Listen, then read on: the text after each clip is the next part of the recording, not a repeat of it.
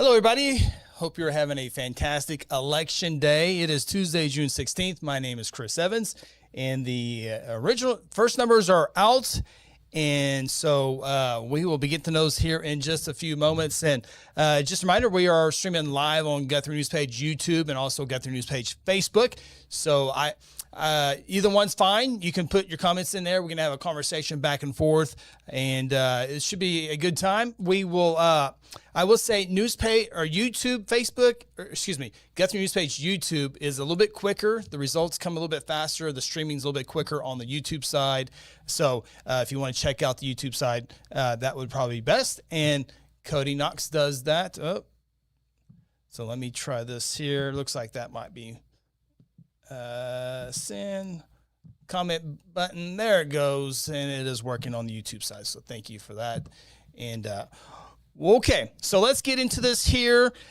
The main races, and we'll kind of get into this here as a numbers update here. But the main races that we'll be following here, of course, we'll be following the governor and the superintendent here on the show. But our main focus here is our local elections, of course, House District 31, 32, 33, and 38 for Logan County. Also, two Senate races that cover Logan County, Senate District number 20 and Senate District number 28.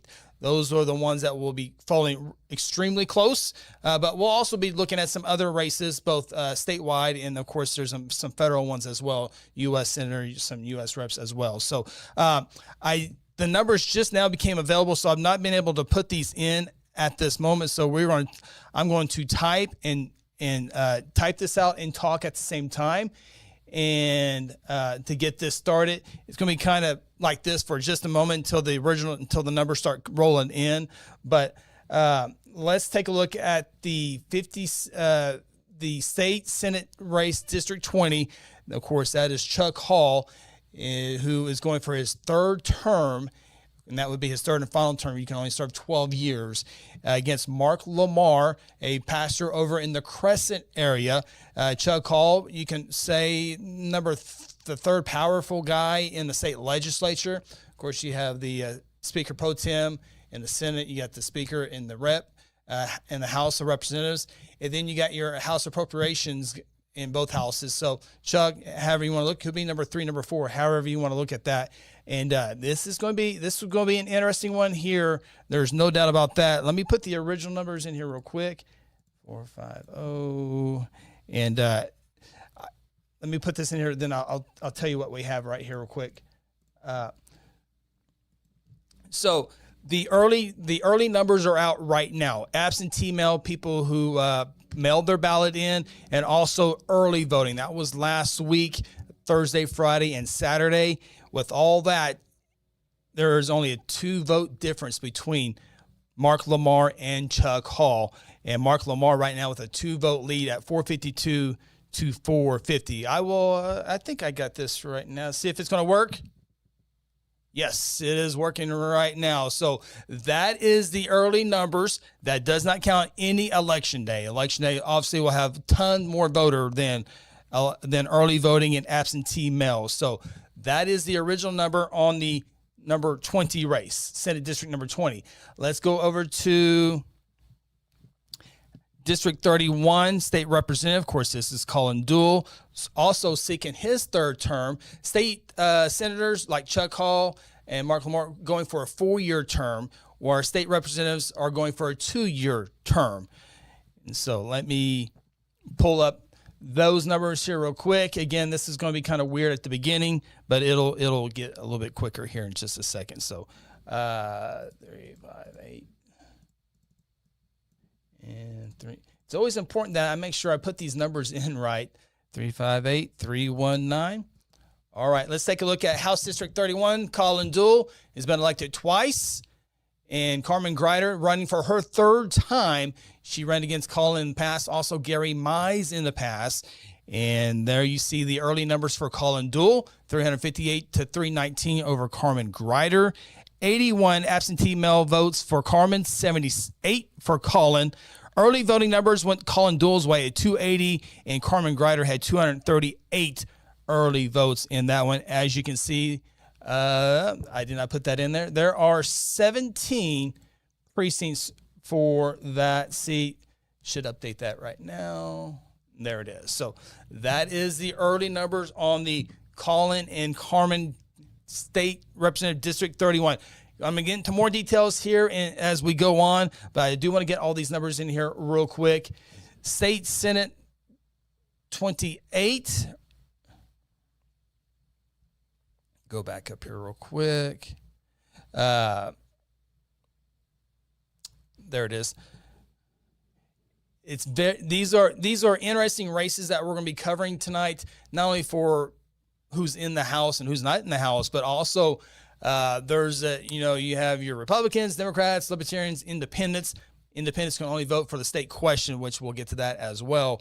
But in the Senate, it is a fight among Republicans. You have leadership, which obviously Chuck Hall is a part of that. Then you also have the Freedom Caucus, and that's what Mark Lamar and his group are behind. So one or two votes dictated depends on who you ask, dictated the Speaker Pro Tem last time. A couple elections are up that could decide that as well. So it's kind of a election within an election on there. So that's kind of getting into the weeds, but there's a lot that is riding on Senate District number 20, Chuck Hall, Mark Lamar, and also Senate District number 28, which is Grant Green and Robert Trimble. Let me get those numbers in here real quick for you, and then get these early numbers, and after that, it'll be a lot easier. Again, if you have any questions or comments, be glad to share them. It makes the show a lot better with the back and forth, so that way you don't have to hear me the entire time. But there is a little bit of housekeeping at the beginning, and then it'll slow down here just a little bit. All right, Senate District number 28, early numbers here. It is not updating. It's not. Did I not hit save?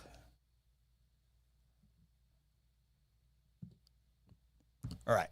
Have to get that fixed in a second. I can tell you the Grant Green is trailing Robert Trimble at this moment by 23 votes. Robert Trimble has 246, and Grant Green has 223 votes on there. So 52-48% early parts of that one.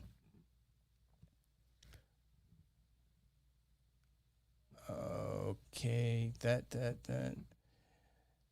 We'll go down to State Representative 32. That is Jim Shaw and Jack Vaughn. That's the southern part of that one.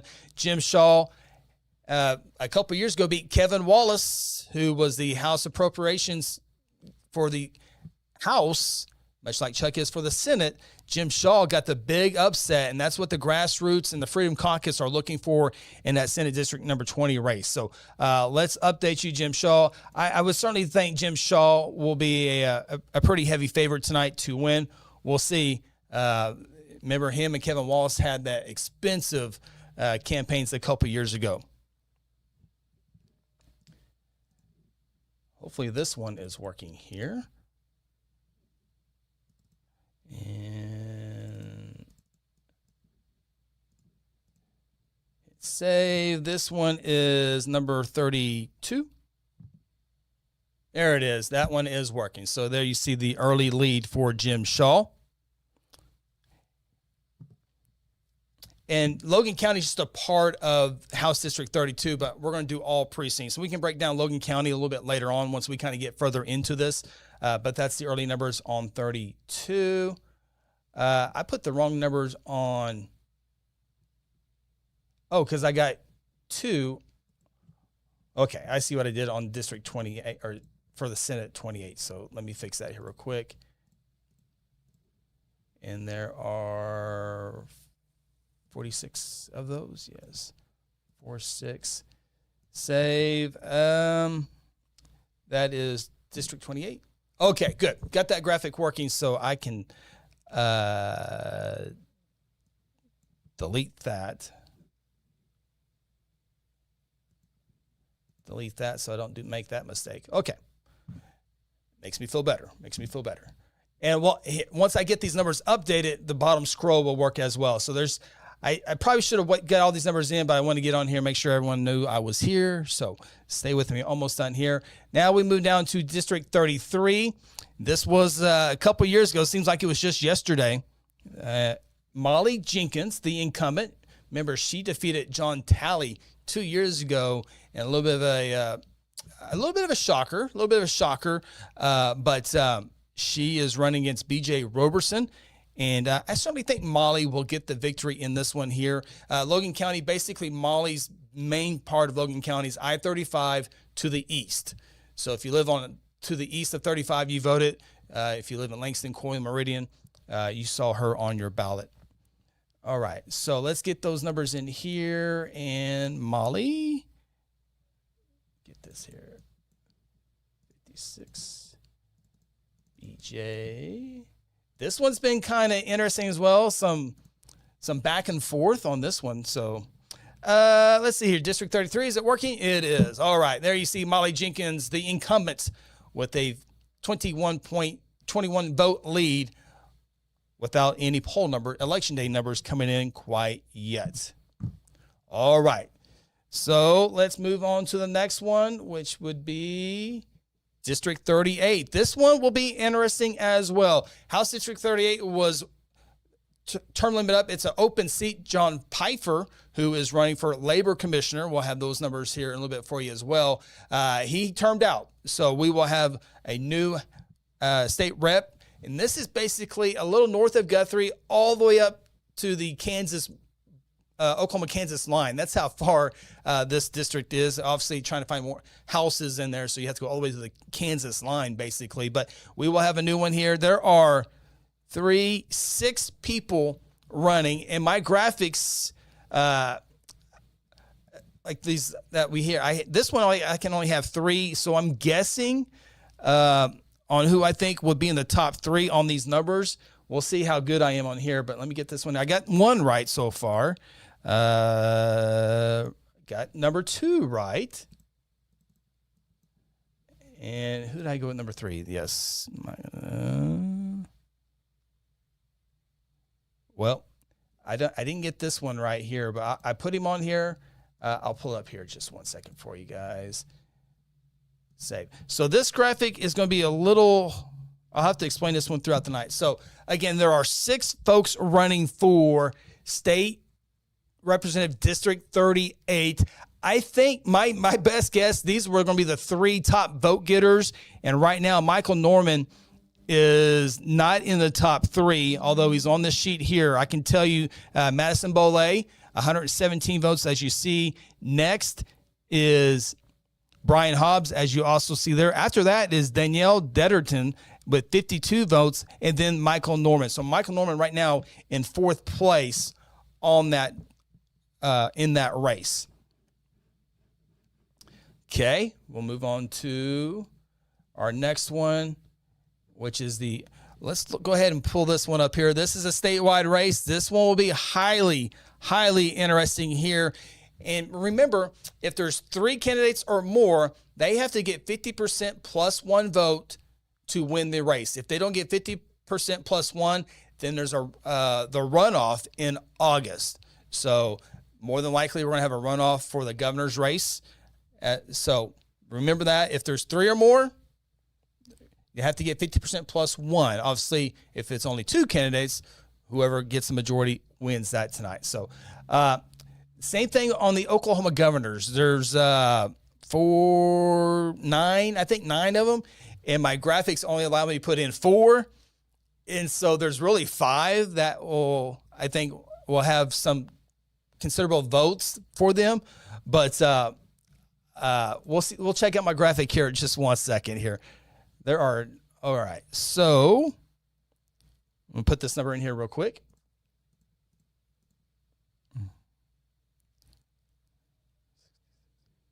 Back up here real quick.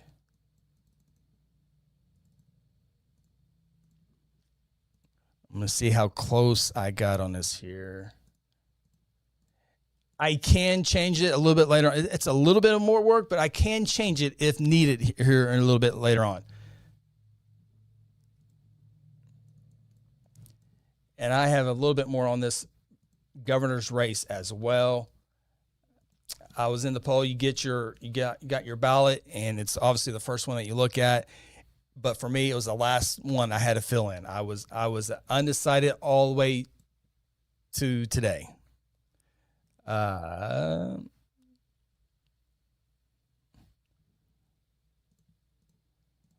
See if I got this right before I put it on the screen. Oh, I did. Okay. So far, so good on the governor's race. I don't have a graphic for that, but I can tell you right now, leading the way is Guthrie Drummond with 28.2% of the vote. Basically, almost 6,700 votes for him. Second place right now is Mike Mazie with 6,300 votes. Third, Mazie's got 26% of the vote right now. These are the early numbers. Of course, election day numbers have not come in yet. 60. The next one would be 3,900. Chip Keating at third, and Charles McCall with 31, almost 3,200 votes at 13%. If you go a little bit further, Jake Merrick would get 12% of the vote as of right now, a little under 2,900 votes for Jake Merrick right now. I really think Jake Merrick, for all the voters that vote for Merrick, probably taking some votes away from Mike Mazie.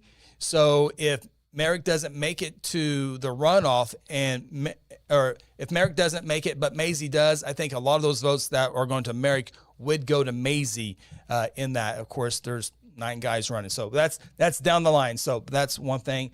The other one I want to look at real quick is state superintendent. I can tell you T.W. Shannon running for lieutenant governor. There's 6 of those guys running. Brian Hill has served in the state legislature. Also has J.J. Humphrey.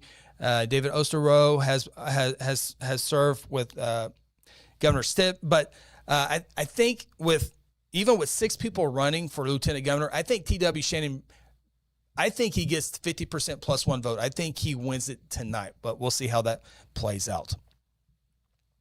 The attorney general, that one's been ugly, negative, a lot of money being spent on that one. And right now, John Eccles has a little over 3,000 vote advantage there, 12,737 to 9,649. State Treasurer Todd Russ, the incumbent, backed by Governor Stitt, up against Cindy Byrd. Right now, Cindy Byrd with about a 6,000 vote lead with absentee mailing and early voting in that one. Cindy Byrd, the current state auditor, she's termed out as the auditor, was going to run for lieutenant governor. President Donald Trump endorses T.W. Shannon, and Cindy Byrd goes, nah, I'm out of that race. And then she goes for state treasurer, and right now she's winning pretty big on Todd Russ. All right, same thing on the superintendent. I only got 4 spots, and I'm see if I got these right here. I'm gonna put these numbers in real quick, and then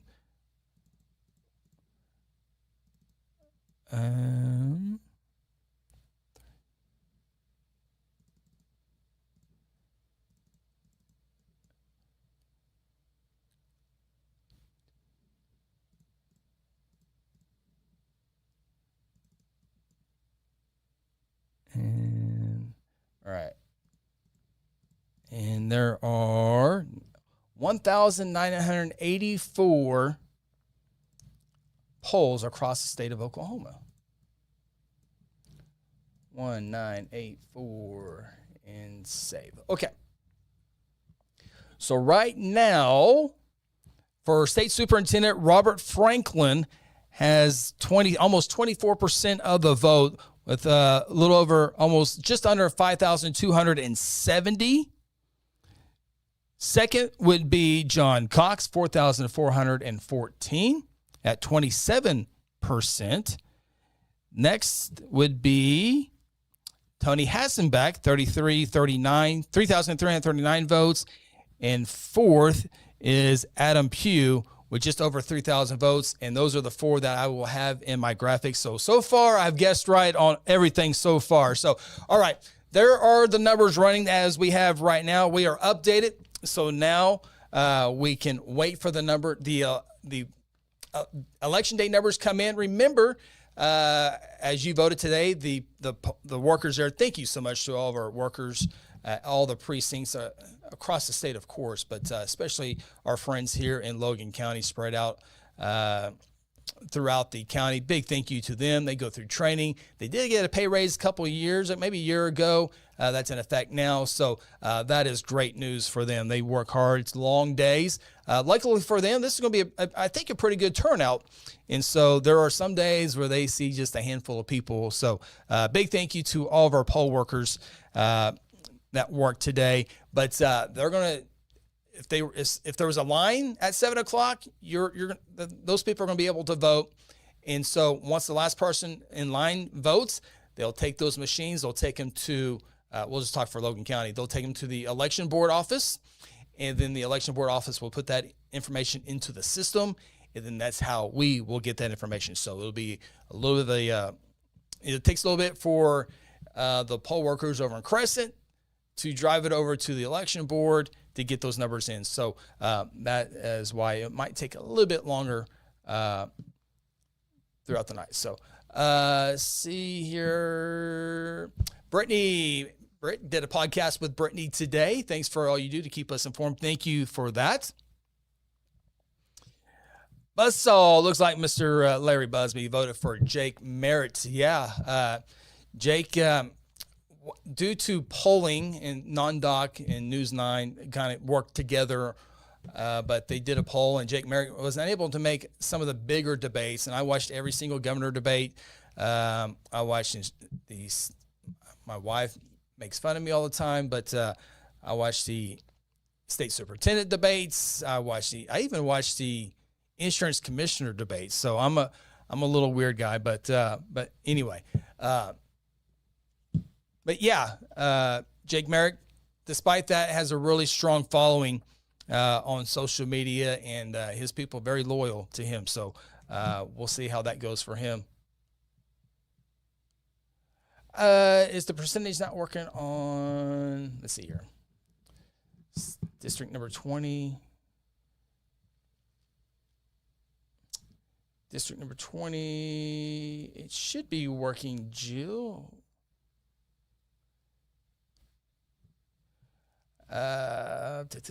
Is the percent correct on state race 20? Yes, those were the absentee, Jill, those are the absentee mail and the early voting numbers.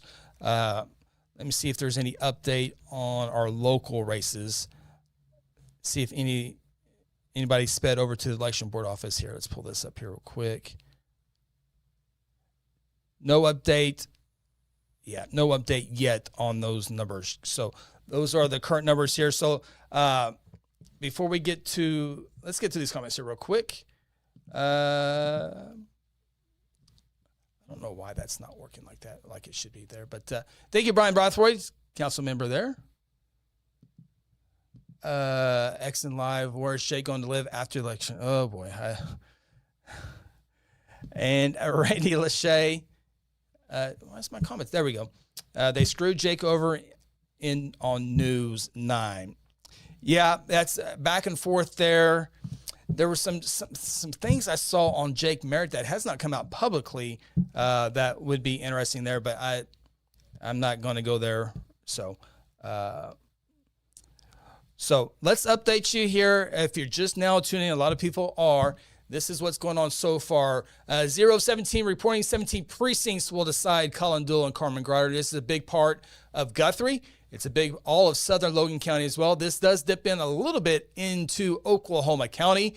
Colin Duell seeking his third term. I do believe this is Carmen's third time to run for election. I know she ran against Colin. This will be her second time run against Colin. She also ran against Gary Mize. From my understanding, Carmen has knocked doors for about a year now. Colin has also knocked a lot of doors as well. So a lot of door knocking in this one here. I didn't see a whole lot of Carmen Grider stuff in the Guthrie area, but my understanding there's a lot of signs down in South County with Carmen Grider as Colin Duell seeks his third term. He served 4 years so far. Old man Yes. I've talked to a few folks today. Old man says early numbers looks like the statewide turnout was really good. Yes, that's what I'm hearing. I'm also hearing that here in Logan County, there have been some good turnouts as well. So we'll see how those are. I don't know if it will be as big as 2018. Remember, 2018 had the medical marijuana, so a lot of folks jumped out for that. So I do have a graphic, and I appreciate Monty helping me out, reminding me there was a state question, and I need to put that number into the system here as well. I got a graphic for that. Let me get this in here real quick. Closer. Yeah, it's actually closer than I thought it would go. Let's get the numbers in here real quick. And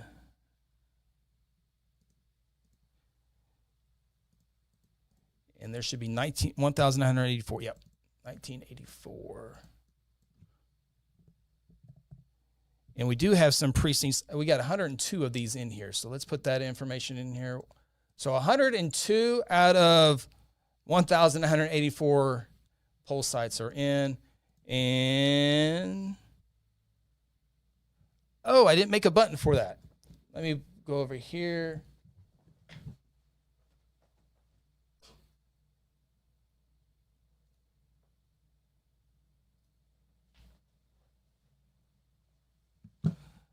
Well, that graphic's not very good.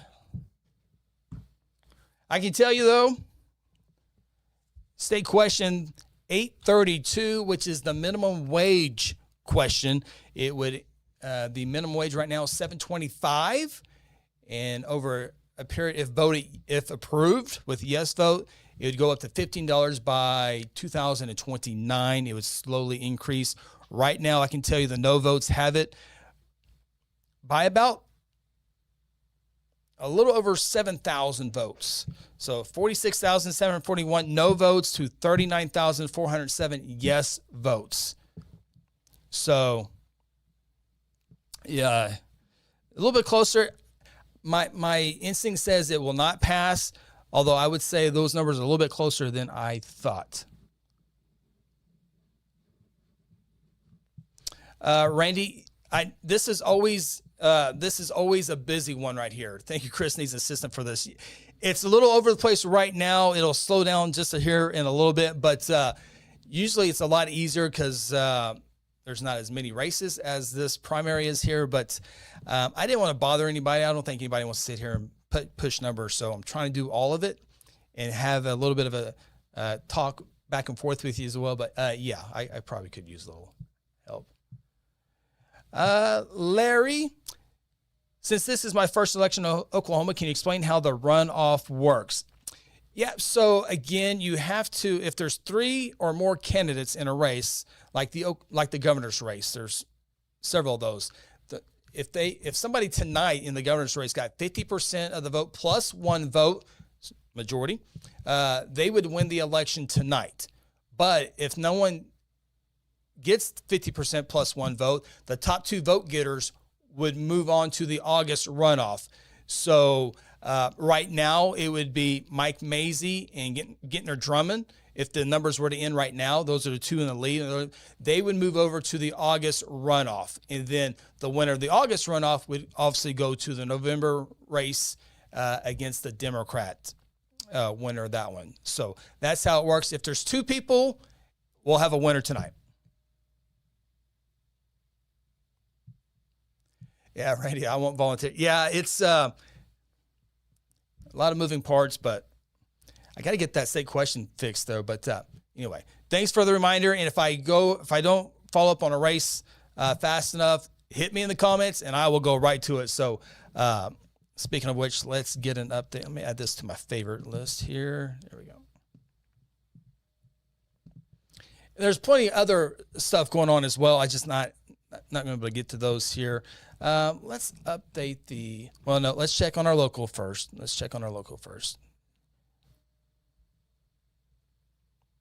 Got small updates on our Senate races. So let's get to the Senate races here. There are 56 precincts for state Senate. We're talking about Chuck Hall and Mark Lamar. It covers the state Senate District 20 race, goes from like Pawnee, Stillwater, Guthrie, all the way over to Kingfisher. So 56 precincts total. 2 of them are in. Let's update those here for you.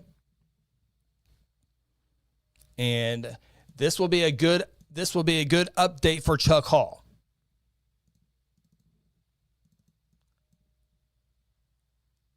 This will be a good update for, and we'll hit save, and we will go to Senate 20. So right now, Chuck Hall with exactly a 200 vote lead over Mark Lamar. Again, you see the number to the left, 2 of 56. So a long way to go in this one here. All right, as you check that out, we'll go over to Senate District 28. There are 2 of the 46. This is Grant Green going up against, nope, I got to get to the right one. There we go. Grant Green against Robert Trimble. And this is going to be a good update for Grant Green.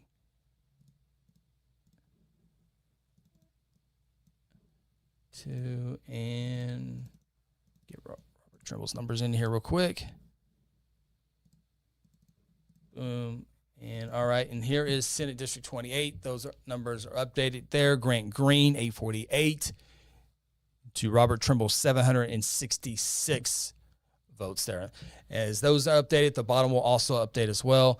Let's see. We don't have any update on the Cullen Dual Carmen Greider District 31 race. We have a small one for District 32. Again, Jim Shaw, the incumbent. Certainly think Jim Shaw will get the victory tonight as well, as he has a 580 vote compared to 325 for Jack Vaughn. And that is with one precinct reporting. So a long way to go on this one as well. And update that here. There you see Jack Vaughn and Jim Shaw.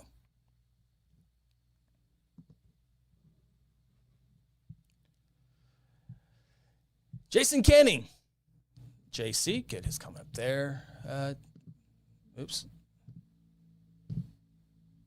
Remove from the queue. Don't do that. Oh, there we go. All right, there we go. Jason Kenny, good analysis on the state question. It will really be interesting to see where it lands. I can see being a barn burner. It's got a 7,000 no vote lead, and I'm surprised it's that close, but we'll see how it goes. Randy Lachey says, let's go, Lieutenant Governor. Let's do that. Again, I think TW, I think he wins it tonight. That's saying a lot because, let's see how many there are. 1, 2, 3, 4, 5, 6 on the Republican side. TW Shannon right now, 53% of the vote for him. 53% of the vote. He has 35,151 votes for him. The next one after that is Daryl Weaver, 9,572. So TW Shannon, endorsed by President Trump. That will go a long way. Very likable. He's been a Speaker of the House, so he has a very good track record. I think TW gets it done tonight. We'll see how it plays out. But he's got off to a good lead for him. Already 53% of the vote.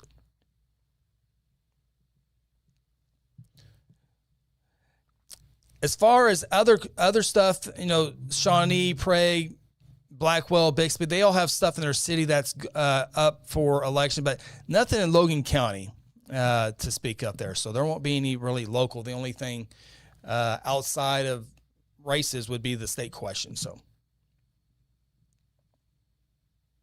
Randy says, "Wow, I'm not wow by TW. It was Daryl Weaver second place, but those are all obviously early votes. So, all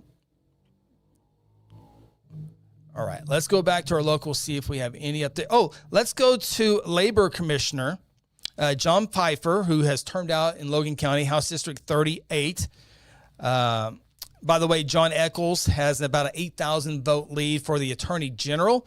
I'm sure you guys have seen those commercials there, AI commercials. John Echols, 39,000, basically to 31,000 votes for John Echols. Cindy Byrd, 17,000 more votes than Todd Russ. State Superintendent Robert Franklin continues to lead that with 23% of the votes. There we go. Labor Commissioner. I don't have a graphic for this one, but John Pfeiffer going against, there's 4 in this one here. John Pfeiffer, Lisa Janlow, Keith Swinton, and Kevin West. Kevin West also served at the state legislature. So it's going to come down to Kevin West and John Pfeiffer for Labor Commissioner. And right now, Kevin West with about a 3,000 vote lead over John Pfeiffer. 25,000 votes for John Pfeiffer and a little over 28,200 votes for Kevin West.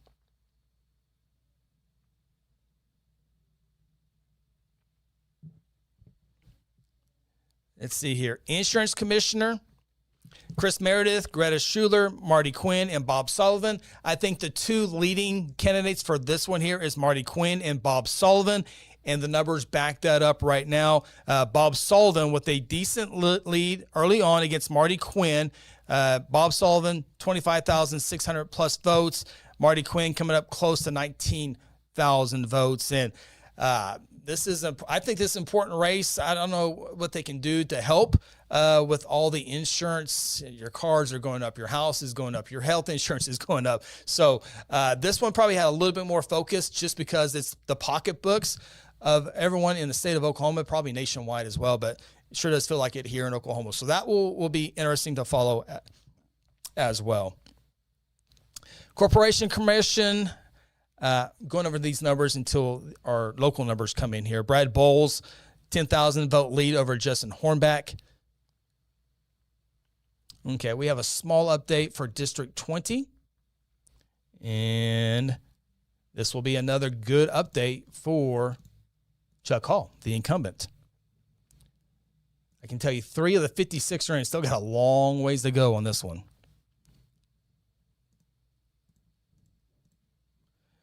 And Mark Lamar.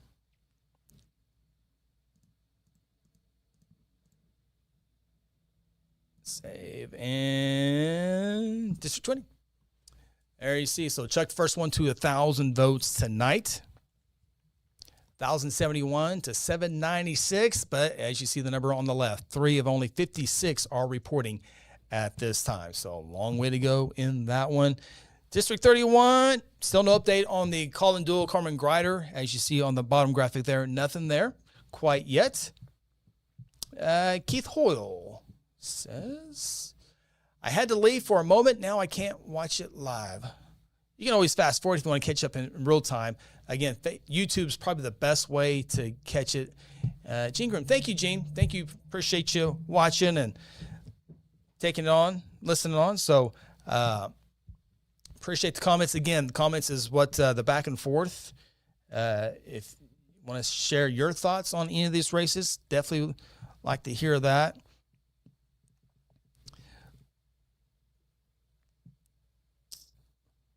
Making sure nothing's updated on our local folks here. That, again, that's the most one that we're following. I think that's why everyone here is watching as well.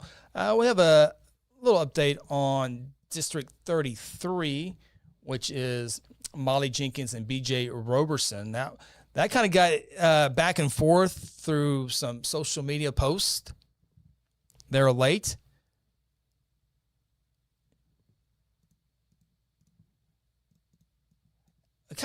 We'll kind of get more into the weeds if you guys want on some of these races here. Molly, one of those, again, beat John Talley. The Freedom Caucus got a big victory a couple years ago with Jim Shaw. Molly Jenkins trying to do it with Mark Lamar tonight, trying to do it with House District 38. There's a few candidates up there from the Freedom Caucus trying to get in there as well. And Carmen Greider would fall in the Freedom Caucus as well. So there's Republicans versus Democrats. That's in November. More than likely, the Republicans are going to win that in November, more than likely. It is a very heavy Republican state.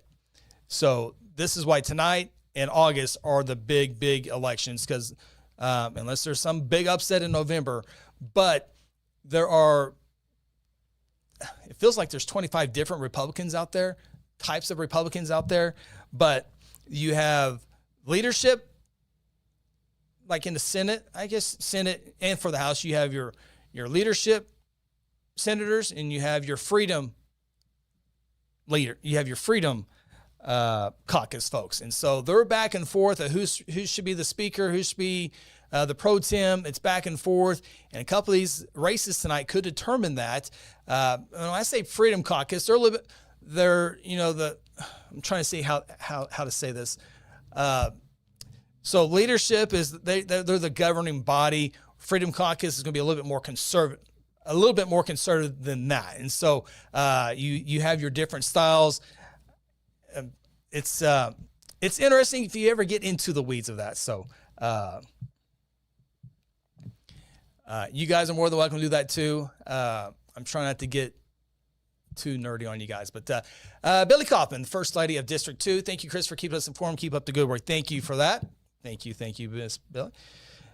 Miss Shirley, I call her Aunt Shirley. So she's, did I not send it?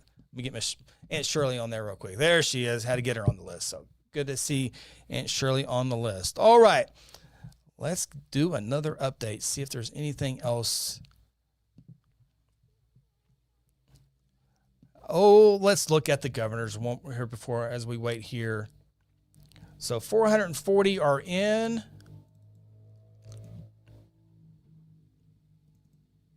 And sometimes when there's only a handful of elections, I have a little bit of a system where we can usually know some information before, but with 17 different precincts locally, it's going to be a little bit harder to get those numbers tonight. Sometimes there's 5 or 6, and you can work up a system to get the numbers unofficial numbers before they come official, but that's not going to be able to happen tonight. So, all right, let's update the governor's race, and it's a little bit closer so far. It's still a long way to go, but Gintner Drummond with the lead so far on this one. He has 25,708 votes. Next would be Mike Mazie with 24,809 votes. So if it ended right now, it'd be Drummond and Mazie in a runoff. Let's see who's in third. So we got 25, 24. Next one would be Chip Kidding. No surprise there. 17,731 votes for him. So after 17,000, we would move down to fourth place. Jake Merritt would be in fourth place right now. Charles McCall would be fifth. And honestly, when I was making my graphic, get McCall's number in here real quick, 13,849. When I made the governor's, and I can change it here, so I might have to do that here. We'll see how the numbers go on. I might have to change it here. I knew Drummond and Mazie were 1, 2, 2, 1. Chip Kidding feels like a good third, which the numbers show that right now. There are the numbers right there. Charles McCall is fifth, though. I went back and forth. Do I put Charles McCall in there or do I put Jake Merrick in there? And I went back and forth. I went with McCall, but I can change that here in just a little bit. If the numbers keep trending. That's the first time we've seen Merrick take a lead over McCall. But as expected, Gintner Drummond and Mike Mazie, the top two.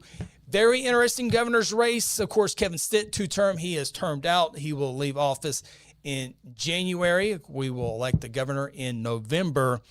But if you remember, Mike Mazie didn't have a great debate down in the Lawton area. Made the comment about 541 school districts being radical socialist left. That hurt him a little bit when he said that. But that night, President Donald Trump came out, endorsed him. I think that endorsement was probably going to come, but it was going to come a little bit later on. But I think it might have been a little bit of a damage control deal. Like, I really messed up with my words. We need to act now. And that Trump endorsement came in, and that will definitely help. The Trump endorsement will definitely help. I've seen some reports with a Trump endorsement nationwide. you're looking in a primary, a Republican versus Republican, it has helped in the numbers 12 to 15%. But right now, according to some numbers, it showed Mazie had about a 5% bump from the Trump endorsement. So I think Mazie will have a harder time.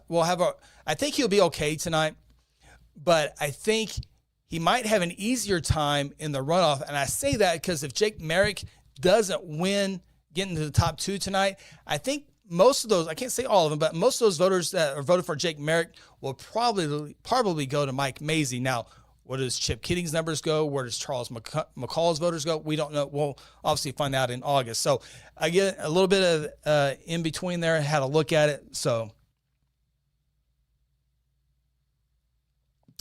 Old Man says the Democratic nominee for Secretary of Education may get some looks for Republicans in the general election. Old Man, I did watch the Democrats talk that one out. And you are talking about Craig McVeigh, I believe. He's got an opponent tonight. I watched that debate. And Craig McVeigh, who used to be the superintendent at El Reno, I think he might get that nod tonight. So we'll see. Corbin, any update on State Senate District 12? Let me look that up. I don't think I know what that is right off, but I can look it up. State Senator, let's see here, number 12, Todd Golaher and W.M. Craig Stump. Well, Stump is getting stumped right now. Todd Golaher has a 70% to 30% lead right now. So Todd, a little over 1,500 votes, and W.M. Craig Stump, a little under 670 votes. So it looks like a really good start for Todd Golaher. I hope that's what the one you were asking there. Jason Kenning confirms that he agrees that McVeigh could definitely pull some votes. Yeah, I wouldn't rule that out. No doubt. No doubt. All right. Let's see if anybody has made it to the state election board or the Logan County election board for District 31. I would like to see an update for that race. Oh, we got one. Oh, we got a big jump here. Looks like a lot of people got there at the same time. So 5 out of 17 precincts are now in the District 31 race. And this is going to be a little bit of a bump for Colin Duell. Oops. Back that up. We'll go right to those numbers right when I hit the save. Still close. And save District 31. All right, those are the updated numbers there. Colin Duell, 798 votes. Carmen Grider, 656 votes. Number to the left, 5 out of 17 are reporting. And I should have looked this up before it went on the air, but I want to say Colin won by about this margin last time when he was in a race. So we talking to some folks on this Colin Duell, Carmen Grider race. Thought it'd be in this neighborhood. We'll see how it plays out with 12 more to go, but we thought it'd be around the 55-45, maybe 53-47 percentage there. There's a lot of door knocking across the state, but I guarantee you Carmen and Colin have knocked a lot of doors, So they have worked hard in this race. So give them credit for that. All right, let's see if we have an update on Senate District 20. Oh, yeah, we do. So last time we visit state, I'll put this up here so you can say. These numbers are getting ready to change. As you see, it was 3 precincts reporting. Now we have 19 precincts reporting. I'm typing the numbers right now, so when I hit save, they will change. You will see them as we go here. And get this one in here. And it's coming your way right now. Here are the updated numbers. Chuck Hall, 57% of the vote at this time. Not even halfway through Election Day numbers. Not halfway through quite yet. So as these precincts come in, that's the other thing. I don't think we can dive in a little bit closer here, but you have Payne County, you have Logan County, you have Kingfisher County, I think Pawnee a little bit in this Senate. So this is not just a Guthrie, not just a Crescent, not a Kingfisher. It's a pretty good sized district there. So, all right. We'll get to you here in just 1 second, JC. Let's go District 28, get these numbers in here real quick. Got to get the right one on here. District 28. Here we go. So this is the one that we are going to look at right now. These numbers will change here in 1 second. I can tell you 14 of the 46 are in. Put these numbers in here. This one's really, really close. For 14 precincts in, this is extremely close. And we'll hit save. Here are the updated numbers. So Robert Trimble made a little bit of a dent in the deficit right now, but look how close that is. 14 of the 46 precincts, still a long way to go, obviously, there, but 119 vote difference right now in that race. Kenny Gillespie, how about 832? Let's look it up. I don't know why my graphic is off on that. Let's try this again here. That really bothers me. Oh, maybe that's why. I didn't type in the numbers right. Okay, here we go. There are 594 precincts in. So let me update this here. And at a 1984, yeah. I punched in the numbers wrong. So see, hopefully that fixes my graphic. All right. So the yes votes, I don't want to spoil it. I like you guys to see it on the screen where you don't have to hear me mumble too much. And then the no votes. Come on, graphic. Please work, graphic. It worked earlier. It should be working. Here we go. Oh, because it's over there. All right, I'm going to see if it works. It's going to work.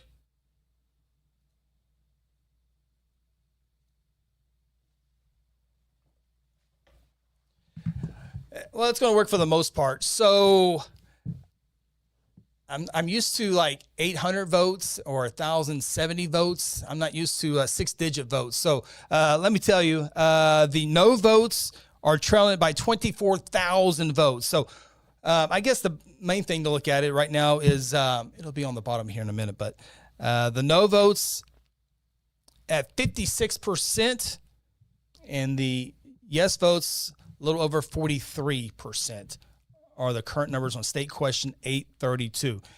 Thank you, Kenny. Thank you for the reminder. Again, I kind of get off to the sidetrack. So if you guys remind me, I will see in the comments there. So thank you for that. Jason Canning, off topic. Yes, thank you, Jason. Good timing. Off topic. Will we see you at Guthrie Golf Country Club in a couple of weeks? Yes, we have struck another deal to do that, and we will be at a different whole location. In fact, I got a message today to go out to the country club for the 5 to have our annual walkthrough. But yes, I think this will be the 3rd year in a row that Guthrie News Page will be at the Howard 5 tournament. Do that. So yes, good question, JC. Good timing. Be with Seth and Adam on the different hole location. We were too close to the party hole. We have to get away from the party hole. Everyone likes the party hole. So I have to get the cameras and microphones just ruin everything sometimes. So we get off of that. But yes. You know what, JC, since you asked the question on election night, I think we might be set up by number 9. I think we'll be set up by number 9. Well, I've not seen this YouTube account, but I certainly know I know who Doc of Education is. She is Dr. Nichols. Good to see Dr. Nichols on the show tonight. Thank you, Miss Ton. All right. let's go back up here and see if we can update. This House Senate District 20 and House District 31 are near the top, or at the very, very top of the list for me tonight. So let's go back there. We do have an update on this one here. We have 7 new precincts. So let's go Senate District number 20. Those are the numbers right now. Let me type in the new numbers. So we do have 26 of the 56. So we're almost halfway through election night numbers. And this is going to be another good update for Chuck Hall. Get these in here real quick for you.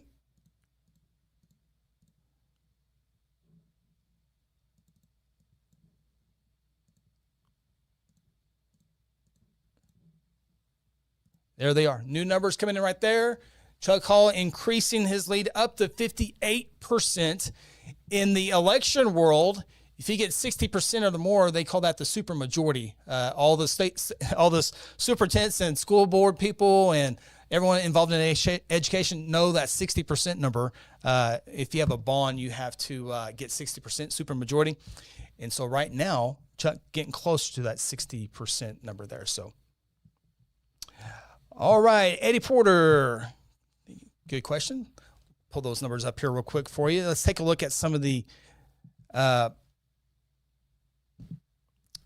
bigger races outside of governor and lieutenant governor. John Echols, 55% of the vote over Jeff Starling right now. Cindy Byrd, 61% of the vote right now. Superintendent race, Robert Franklin, still in the lead. His percentage points have come down a little bit. Robert Franklin at 22 3/4 votes. And coming in at number 2 right now is James Taylor, a little under 29,000 votes. John Pfeiffer continues to trail Kevin West by about 8,000 plus votes in that one. Bob Sullivan continues to lead Marty Quinn. However, Bob Sullivan at 37%. I certainly think Bob Sullivan and Marty Quinn for insurance commissioner are headed to an August runoff. Certainly think that will happen there. All right. United States Senator, remember Mark Wayne Mullen is now with President Trump's cabinet, Secretary of Defense. That opened up the state senator race. And Kevin Hearn, another guy obviously endorsed by President Donald Trump. I mentioned earlier, I think T.W. Shannon walks. I think he gets 50% plus 1 vote tonight for lieutenant governor. I think Kevin Hearn will easily get that state senator tonight as well. Right now, he's at 67% of the vote. That's pretty crazy with 5 total candidates in there, but he's definitely the front runner. He was here in Guthrie for 89er parade. He will definitely, I think he will not need August. Give me 1 second here. My computer is freaking out. This computer cannot freak out. I don't know how to get rid of this.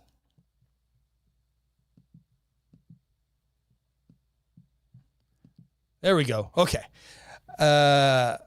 Except for it threw me off. Okay. Insurance. Okay, here we go.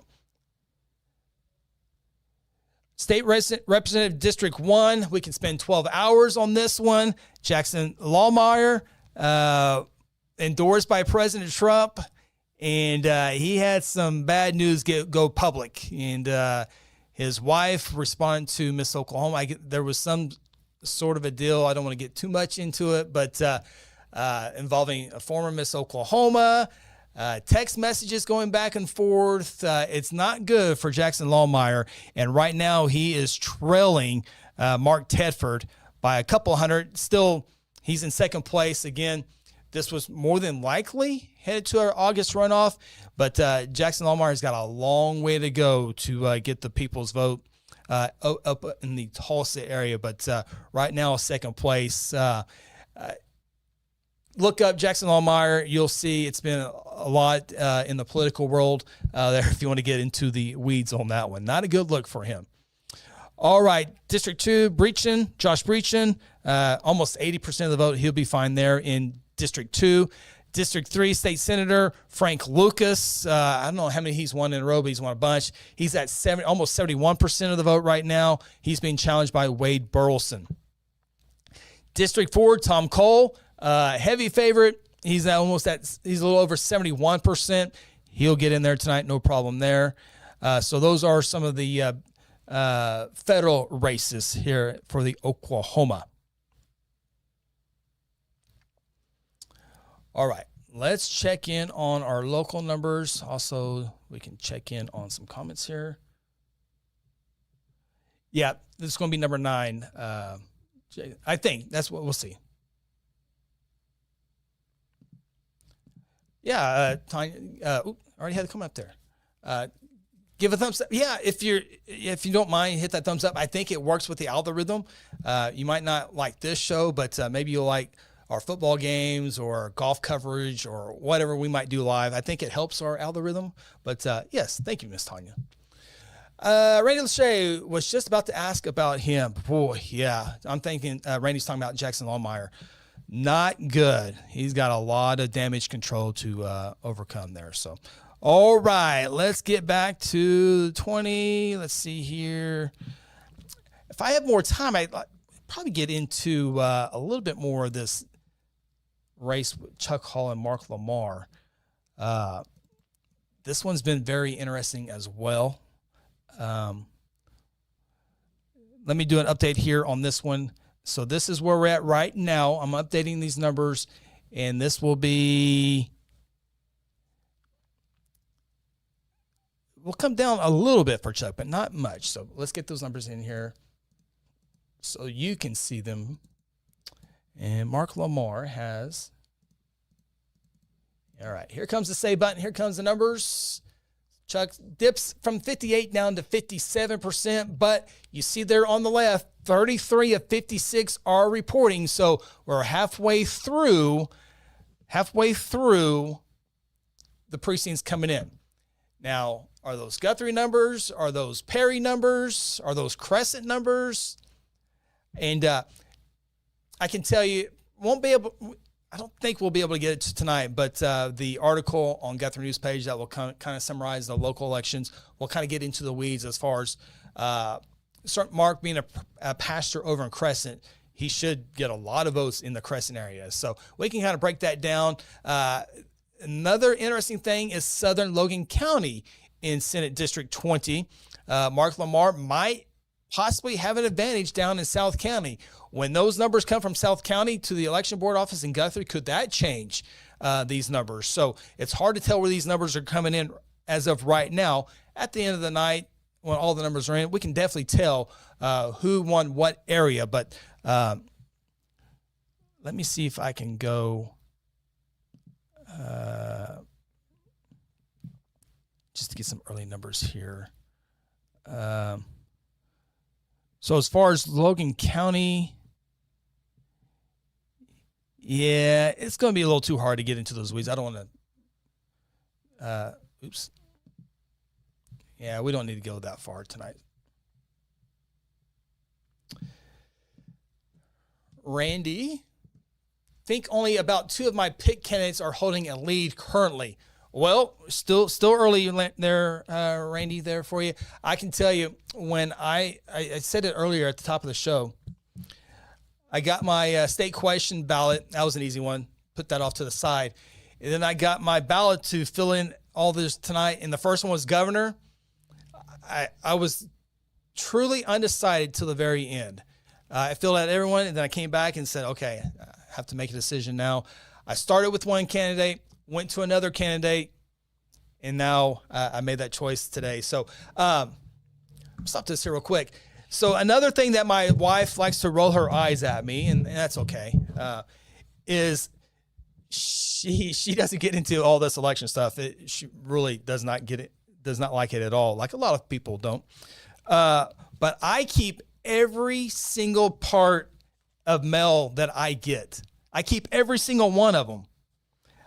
Just for this show, and I don't know if you can tell how much that is, but this is stacked upon stack of everything that I've gotten in the mail since the very first one. I think my wife might have thrown 2 or 3 away, but yes, I collect them all, keep them all. The thing I will say about all of these is when you do get them, and it's always back and forth. Do all these help or hurt? I think the people who run these campaigns, not the candidates, but the people who do this for a profession say it works. I know the candidates are like, man, I don't know. But anyway, these are every single one. But when I get one of these, the first thing I always go to is who paid. And I just pulled one randomly. This is a call-in duel. I always say who paid for this ad, and there he goes. Not authorized by any candidate or candidate committee. So like this one was on the behalf of Colin Duell, but Colin Duell didn't send this one out. Now, he has sent others out, but that's the first thing I do. Here's one for Chuck Hall, paid for by American Federation for Children. That was not sent by Chuck Hall.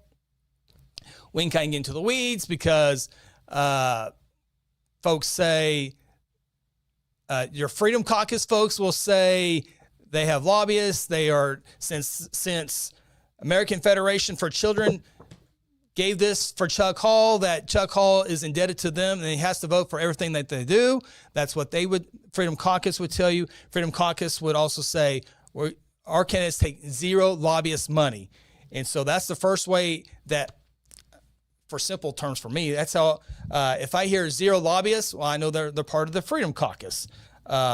That's how I know immediately off of that. I'm not saying that's a good thing or a bad thing. I'm just telling you the way it is. I know people who are really into this. I'm not trying to be biased toward either one. It is what it is. Kevin Hern, paid by Kevin Hern for Senate. So, but anyway, yep, I keep all those. So you guys can call me nerds and make fun of me too. That's okay. It's all part of it.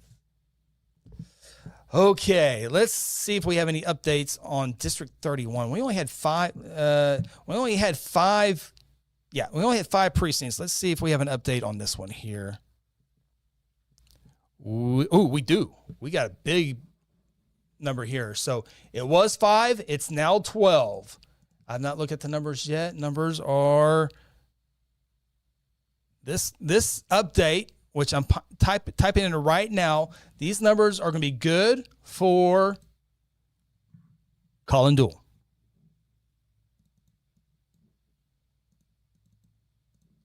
And here comes that update right now. No, don't look at that. That is completely wrong. That's not that good of an update.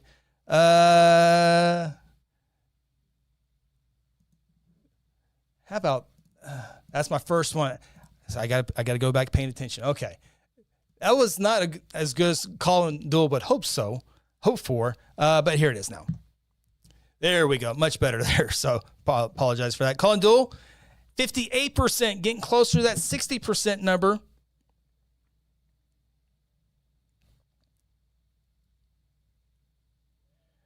Okay, so do have a little bit of an update there.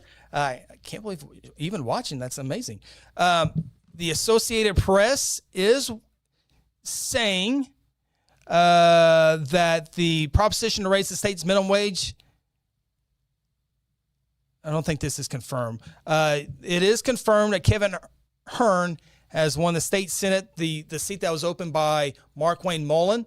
It has been confirmed that Kevin Hern has won that election and will not need a runoff there. I think it might be too early for State Question 832. I'm starting to see some numbers here. I don't think that's...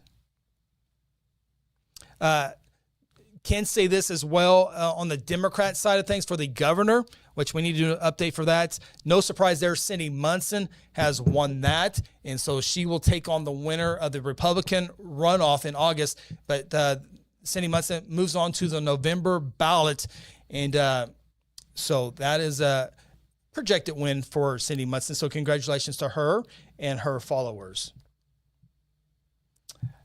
Stephanie Strina.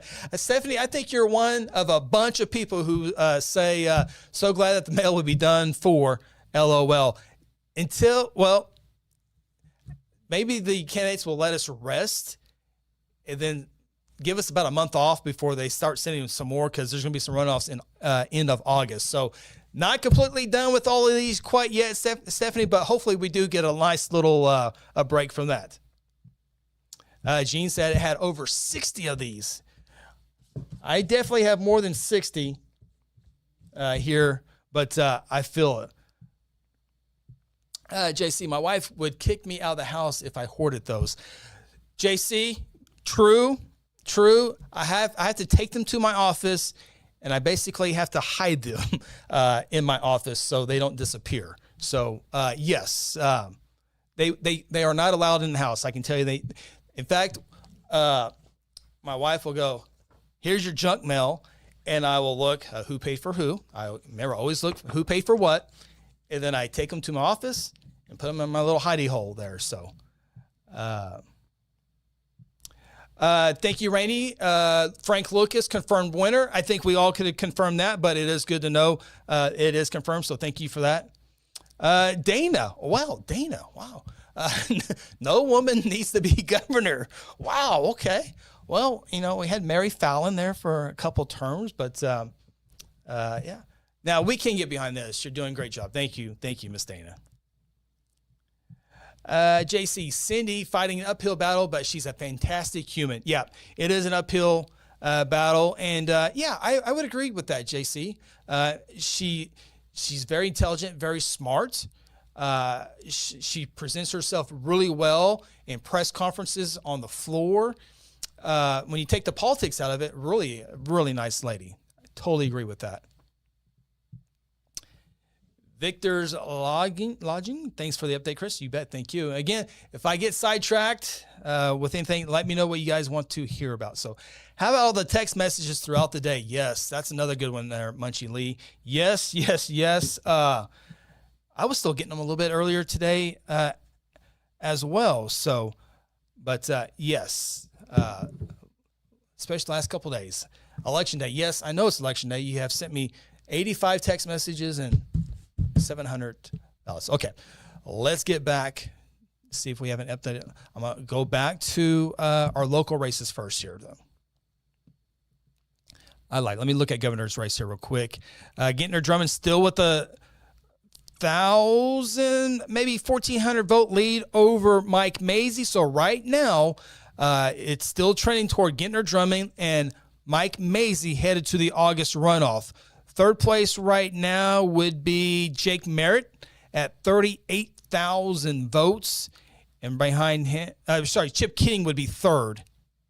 Chip Kidding would be third with 46,000 votes. Jake Merritt, 38,900 plus votes. And Charles McCall in fifth place right now, 33,283 votes. So I would certainly think tonight that Gintner Drummond, if it were to go right now, Gintner Drummond would be making phone calls to Charles McCall. He'd be making phone calls to Chip Keating and asking for their endorsements. I'm sure Mike Mazie would be doing the same thing. But I certainly think the Jake Merrick votes would go to Mike Mazie in August. We'll see. But politics within the politics. Okay, let's go back to our local races here. We have an update in Senate District 20. Let me go to that screen right now. These numbers are about to be updated. I can tell you 48 of the 56 precincts are now in. And this is going to be the percentage points are going to come down, but still a good report for Chuck Hall. Make sure I type these numbers in right again. I don't want to make that. I've already made my one mistake, so I have to be mistake-free from here on out. Those are the updated numbers. So, again, the number on the left, 48 of the 56 precincts are in, and Chuck Hall with 55% of the vote at this time. But, I love that Jason Canning's comment, but we don't know where those numbers, we don't know what I say here. We don't know where those 8 precincts are coming from. Are the Crescent numbers already in? Don't know. If you're Mark Lamar, you hope the Crescent numbers are on it. Not that Crescent's going to decide this race, but it would definitely help Mark Lamar. Let's go to Senate District 28, which is extremely close. We haven't checked in on this one in a while. Let's do that right now, though. This is just touches a small portion of Logan County. I think they know they have Logan County. I tease. You don't hear a lot from them. Talking about Grant Green and Robert Trimble. Okay, so here's the numbers. Those are about to be updated. We have 39 of the 46 that are in. Let me get that 39 in there, and then I will hit save. And here come the new numbers. Look how close this is. What's that? 314 vote difference with 39 precincts reporting. How close is this? Logan County doesn't have a whole lot of voters in this little area. It's going to be primarily in Lincoln County, but still very interesting numbers. Jason Kane, the fall of McCall, play on words, I see what you did there, should be studied. I think Jason might be talking about the cheeseburger and the banana. They had some weird commercials there. I think that's what JC's talking about. I don't know if he's talking about his 12 years in the state legislature. McCall, I think, is the longest serving speaker, 6 years, I think. Randy say, still a good showing for the first time out for Lamar, too. Yes. And I will say this, kind of get into the weeds a little bit. Mark Lamar did knock on my door. A representative, Chuck Hall, did knock on my door. I don't think you'll hear anything bad ever said about Mark Lamar. He's been a pastor for almost 4 decades. I don't know him all that well, but I've heard nothing but great things about him. I've heard really good things about him. He's been able to stay positive for the most time. Now, I can say former Logan County Commissioner Marvin Goodman has been the biggest cheerleader. It might be the biggest cheerleader than Mark Lamar's wife. But Marvin has been writing articles. He's been on Facebook. And so Marvin has put in a lot. I'm sure Mark has put in more time than Marvin, but I wouldn't say by a whole much there. So this is definitely a big race for Marvin Goodman as well. Jason Kane going back to McCall. Randy Lachey stays on McCall. Happy to see McCall fall. Wish Drummond would fall too. Jason talking about McCall with the hamburger and commercial and the banana. It's a less than terrible campaigning. Yeah, and McCall had to answer some questions and debates about that as well. Not gonna lie, I watched every single governor debate that there was. Another eye roll for my wife right now. That's okay. Okay. Let's go to state question 832. State question 832. It's up here. I forgot about that. Yeah, this one's going to look ugly on the screen because I'm not used to 223,000 votes for no and 163,000 no votes. So, but the percentages is what we'll look at here. So, yes votes, yes to raise minimum wage from $7.25 eventually to $15 in 2029. But it was going to be uphill for this to pass. I keep typing the wrong numbers. Okay. It's going to be uphill for them, and right now it is being defeated.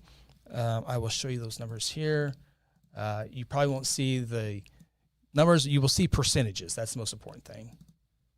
2, 2, 3, 1, 5, 7. Save. Got to go over here.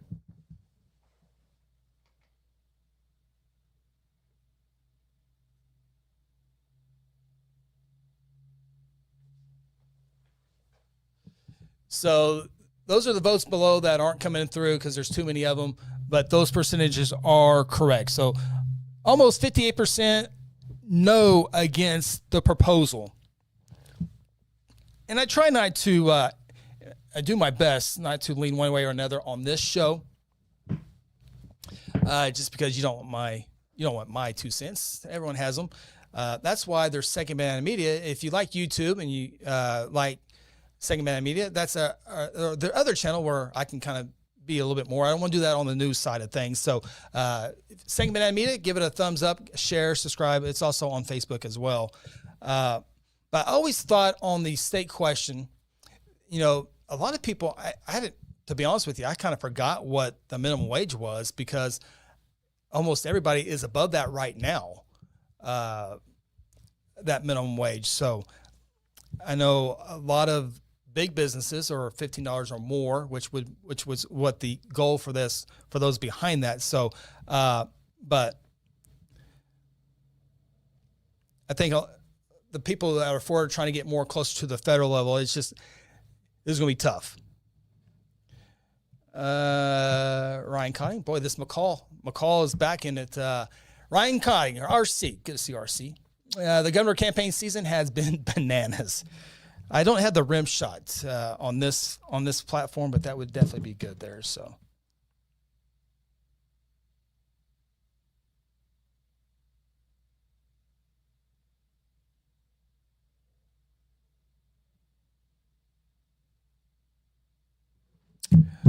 All right. Phone's going off. Make sure I didn't miss anything here. So let's go back. So we have an update on our 2 local races here. If not, we can definitely get into some other ones. Okay, we have an update on Senate District 20. So let's go here. These numbers are about to change here. I can tell you 52 of the 56 precincts are in. And this is going to be... These were small precincts coming in. These are not going to be big numbers here. These are going to be, well, Mark Lamar got a decent jump here. All right, make sure I got this right. I do got it right. I'm going to hit save. Here are the new, turn that off. Sorry. Here are the new numbers. So 4 precincts are left. Chuck Hall hovering around 56% of the current vote. 4 precincts to go on that one. So getting closer to having some winners here. We have another update on this one as well. District 31.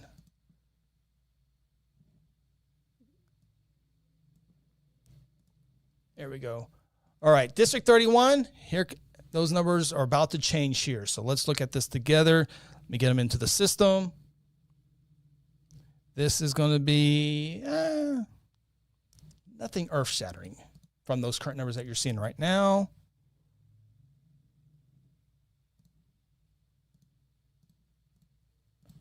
Make sure those numbers are right before I hit save. This is one I messed up on earlier. I do have them right. Here are the new numbers in District 31.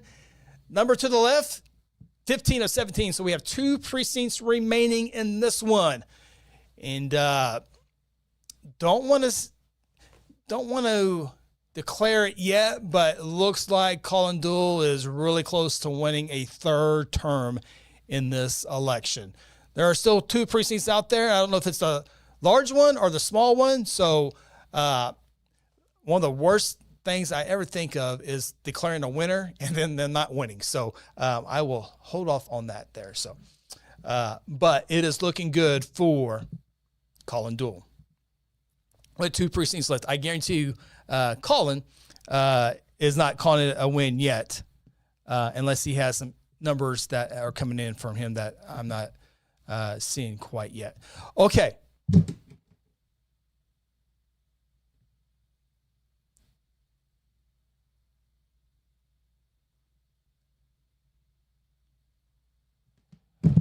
Okay.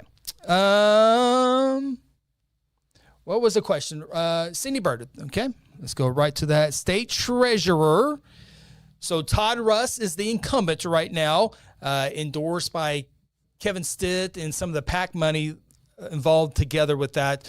Todd Russ, 38% of the vote. Cindy Bird, very popular, 61% right now.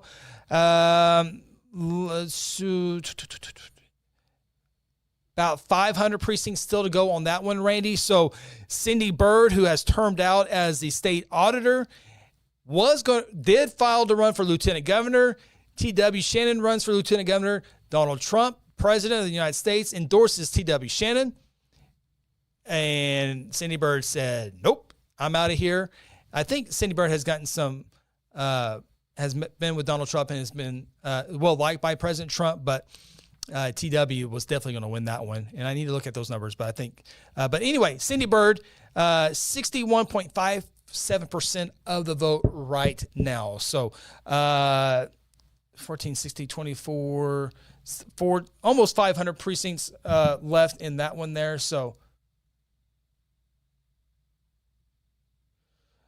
I'm getting an update here. I think we can put state question 832 as losing tonight. It's going to be losing tonight. The early numbers, no surprise here. Oklahoma County, Tulsa County, and Cleveland County. So Tulsa, Oklahoma City, and the Norman, those counties in there. They voted yes for that.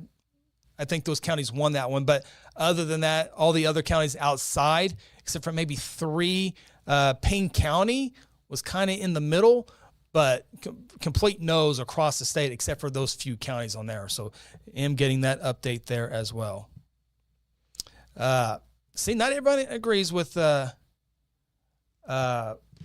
things I said, but that's okay. That's what, and that's fine. That's fine.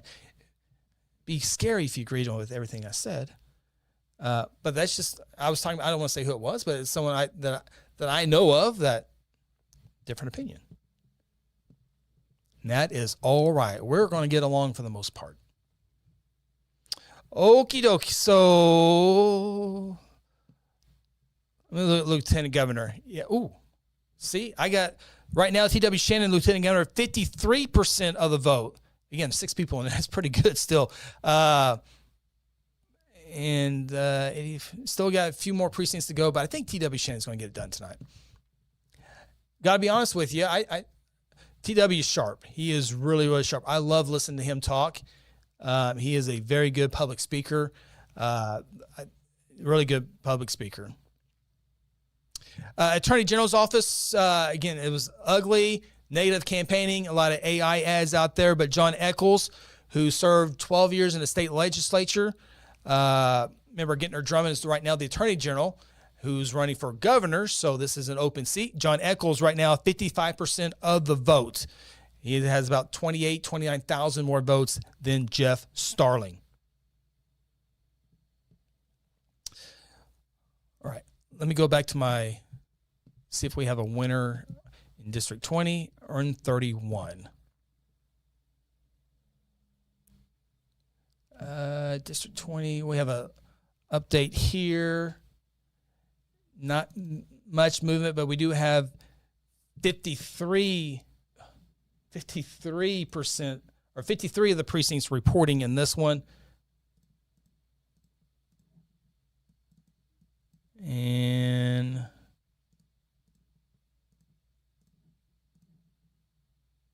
all right, so here is District 20. I'm going to hit save. And those are the new numbers there. So Chuck Hall still at 56% of the vote. Again, I don't want to call anybody a winner yet. I don't want to put the red check mark on anybody quite yet. But 3 precincts are left in there. Chuck Hall with a lead going into those final 3 precincts. I think I can put 1 check mark. So I don't forget on the others, let me put a check mark on one of these.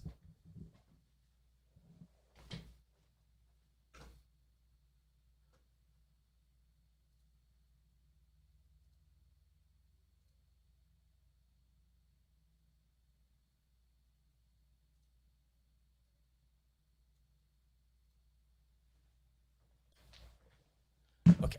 The numbers aren't updated, but I still want to do this. I've been waiting for the red check mark. I think Jason Kenning and I were talking about the red check mark a couple years ago. Forgot I got to do it over here. It's the state question.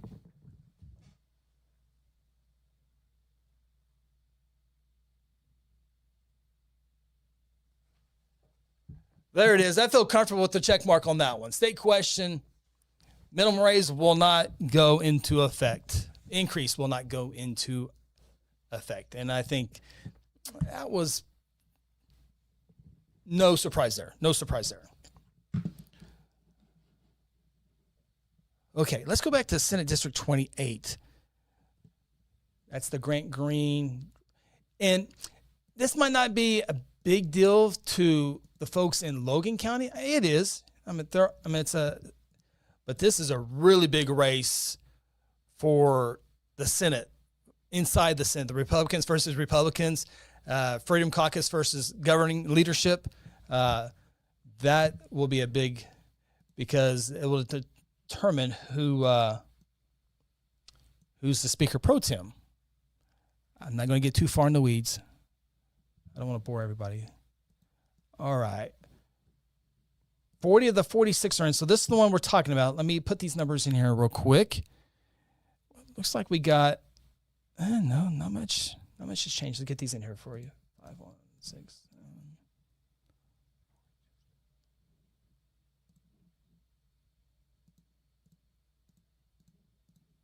All right, here are the new numbers. Yes, those are the numbers.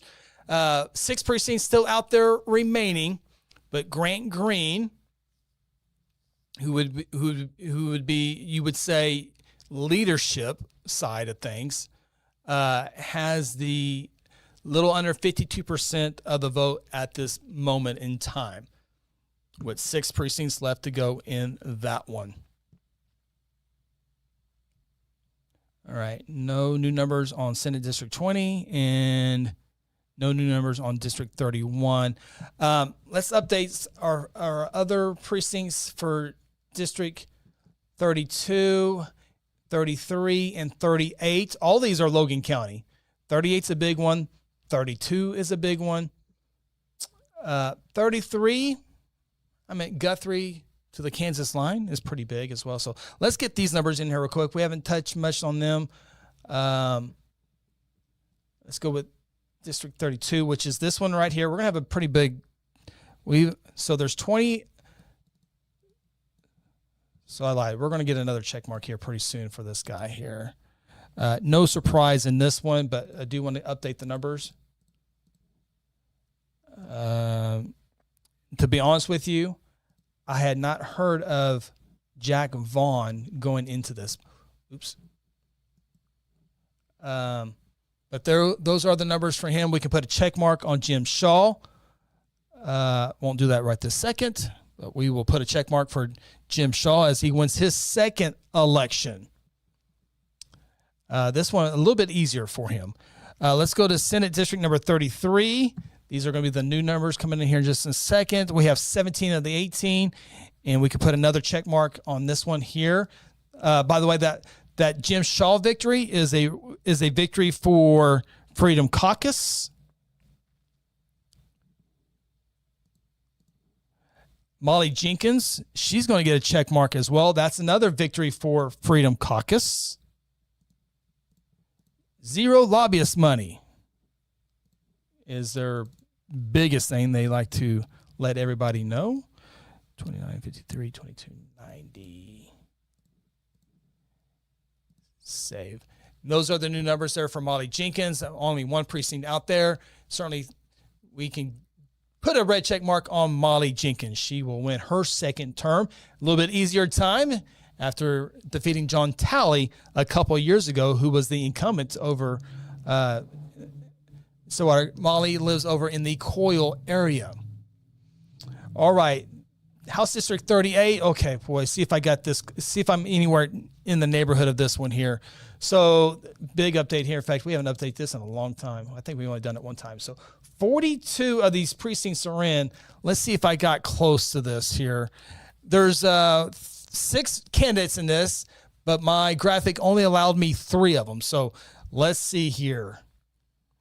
Remember, this seat was held by John Pfeiffer, who termed out running for labor commissioner. So this is an open seat.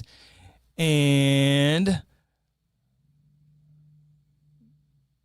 me get these numbers in here real quick. Boy, we haven't touched on this a lot here. So there, second place, Oh, wow. She's not on my list. All right. I'm not going to use that. I can tell you, Madison Boley, who you would say was probably the leader going into the race. I think Madison is from the Perry area, if I remember correctly. He has 31% of the vote. He leads it. Remember, you got to have 50% plus one vote if there's 3 or more candidates. So Madison Boley looks like he's headed to a runoff against Danielle Detterding. She has 1,806 votes, or 26.39. So Madison Boley, 31% of the vote. Danielle, 26% of the vote. Distance third is Brian Hobbs at 13%. Jim Neal at 10%. So I did not have Danielle in my top 3, but congratulations to her, as it looks like it will be a runoff with Madison Boley come August. Okay. All right. Let's go back, make sure. I know a lot of people are wanting our local races. That's what we're concentrating on. If there's no update, we can kind of go over some comments and some updates as well. John Pfeiffer, we just mentioned him, by the way, trailing Kevin West for Labor Commissioner of Labor. Kevin West, 42% of the vote. John Pfeiffer, 35% of the vote. So not all bad news for John Pfeiffer. He's just making sure Kevin West doesn't get 50% to get to that runoff in August. There's about 64,000 votes between the 2 other candidates. So whose votes will they go to? August runoff, will it be a big turnout? All those questions. Okay, get back to our Senate District 20. We were last at 54, 56. So we do have one update here. Let me go back up here. 54. And let's see here. Chuck Hall. I'll let you know when I update these numbers here real quick.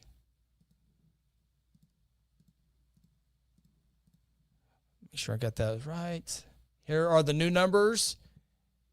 And as you see, there are 2 precincts left. Chuck Hall still at 56% of the votes.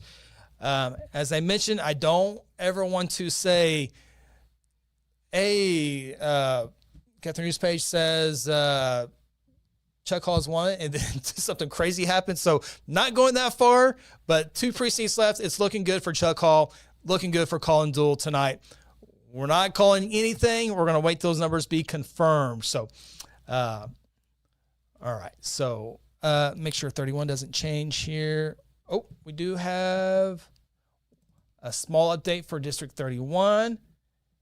Is it enough to call it? 16 of the 17 precincts are in.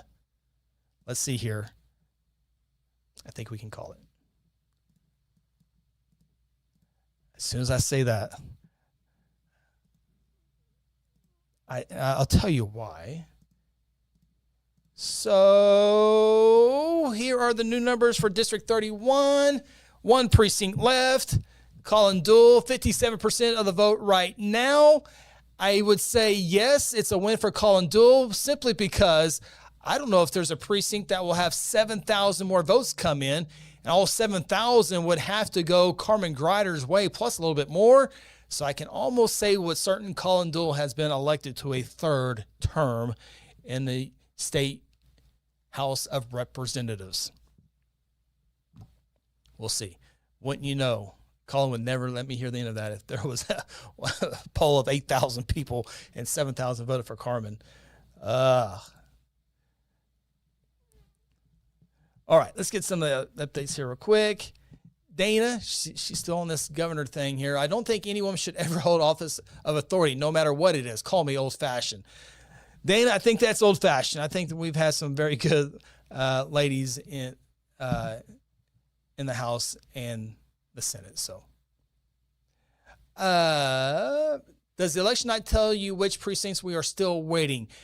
I think it's a little bit more difficult than that, but I know at the end of the night it is. But election board. So yeah, I used to, at the very beginning of News Page days, by the way, Guthrie News Page turned 15 years old Sunday, I think it was.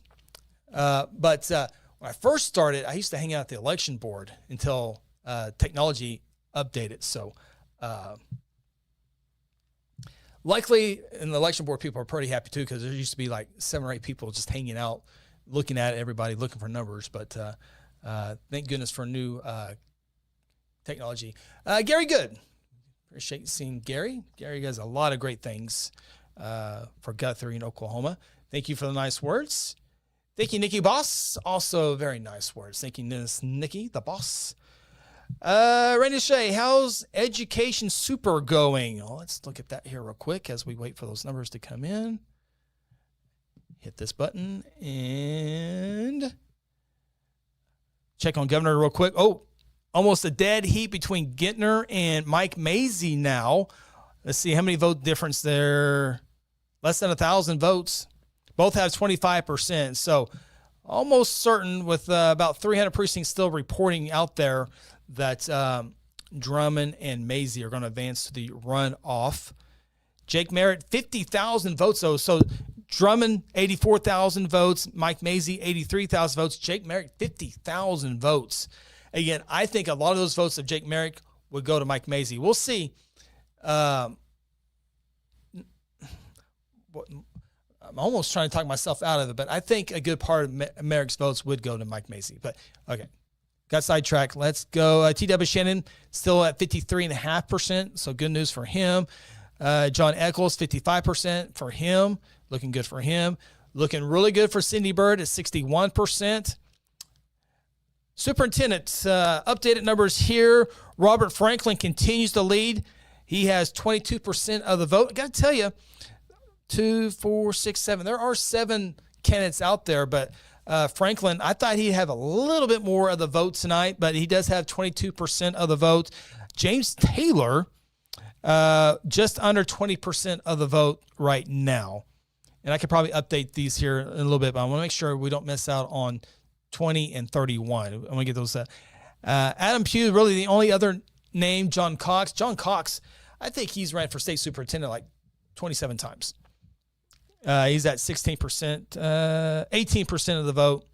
Still got a fighting chance to maybe get that second spot. We'll see. Still got a lot of precincts to go on that one. So Tony Hasenbeck, not too far off either. She's at 16% of the vote. Adam Pugh, only 11% of the vote. So that one will be close of who will get that runoff. Oh, boy. Jason Kenning would do that.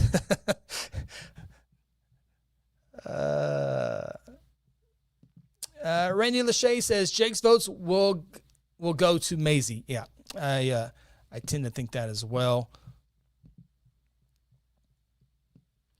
But Drummond's got to get on the phone to the other candidates and say, hey, can I get your endorsement? Mazie's going to do the same thing, but can I get your endorsement so your voters come over and vote for me?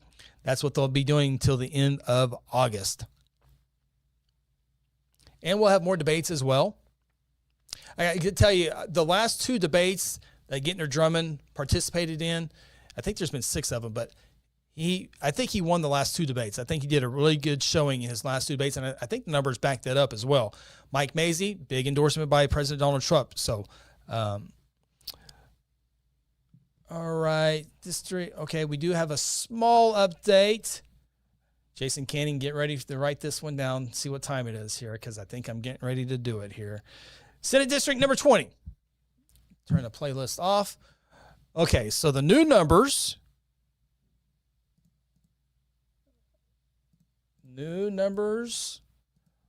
Mark Lamar. Make sure that number is correct. It is correct. These are the new numbers. As you see, there's 1 precinct left. Chuck Hall, 56% of the vote. So here we go, Jason Canning. I think we can call it a victory for Chuck Hall for Senate District number 20. This will be his 3rd and final term as the state Senate. He took the spot of A.J. Griffin, and This is a 4-year term. 4-year term. He's done this now 3 times, so he will serve 4 more years in the state legislature unless something happens before then. But right now has the 1,400 plus vote advantage right now with only 1 precinct out there. And I don't think there is a precinct out there that would help Mark Lamar overcome that. So we will put a check mark by Chuck Hall here in just a few moments.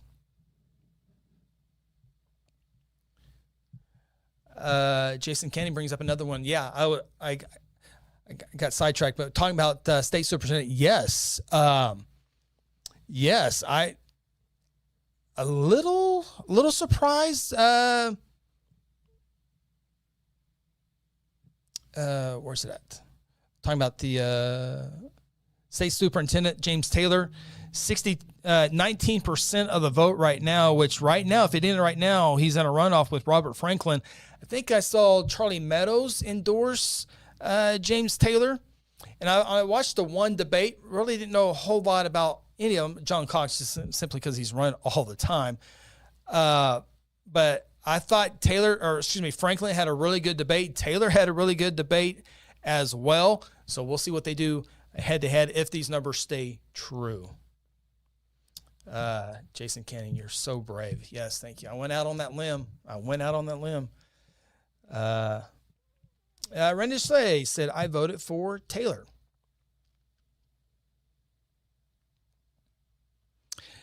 Well, I will definitely pay attention. Hopefully they do some more debates on that one. I thought those two did the best. I thought Cox, I can't remember how I scored it last time. When I watched the debate, I scored Franklin 1. I scored, I think it was James Taylor 2. Hasenbeck 3 and Adam Pugh 4, if I remember correctly, on my personal ones, if I remember correctly. So, all right, let's do some more updates here because I got a little pressure on me. Jason Canning will go to Facebook if I'm ever wrong on this one here. So far, no good there. Okay, no final numbers yet. As soon as we get those final numbers, we will definitely share those. Let's go back to Senate District 28. By far the closest race. This one right here, by far the closest race, and there's only 1 precinct left. Let's update these numbers here. We've had 5 precincts come in. Grant Green, oh my goodness, folks, this is unbelievable. I've already made one. Those numbers are correct. Look how close this is. Oops, turn the playlist off, sorry. So there's 46 precincts in this one. There's 45 in here. Look how close this is. It will come down to the final precinct. This is election nerdiness here, but this will come down to 1 final precinct. Grant Green has led the entire time. He's led the entire night. But the next precinct will determine who is the state senator in District 28, which does cover a little bit of Logan County, majority of it in Lincoln County. It's not all Lincoln County. There's just a small sliver in Logan County. But look at that. 60 votes difference with 46 precincts total. How crazy is that? Now you kind of get into your city council elections, and there's one candidate might have 155 votes and another one might have 135, but there's only 3 precincts. This one has 56 precincts, and this is close. This, again, it's a big race for these guys, but it's a really big race for Speaker Pro Tem in the state Senate. Freedom Caucus or leadership? Who's going to get there? Because there's only 1 or 2 votes. Lonnie Paxton's right now the President Pro Tem, and I think it depends on who you ask, 1 by 1 vote or 2 votes over the Freedom Caucus contender. Drawing a blank on his name.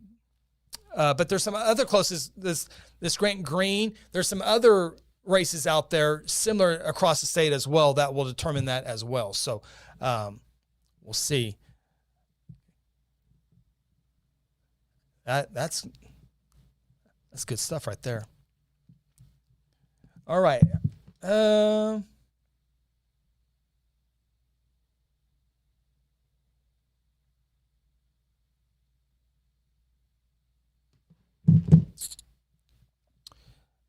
Let's see here. Make sure I got this right. Make sure my number's right. 28. 28, District 28.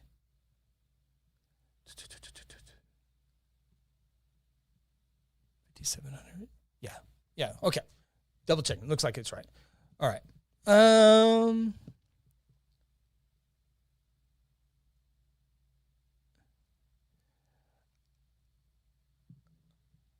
We gotta award some check marks here. Just a few moments here.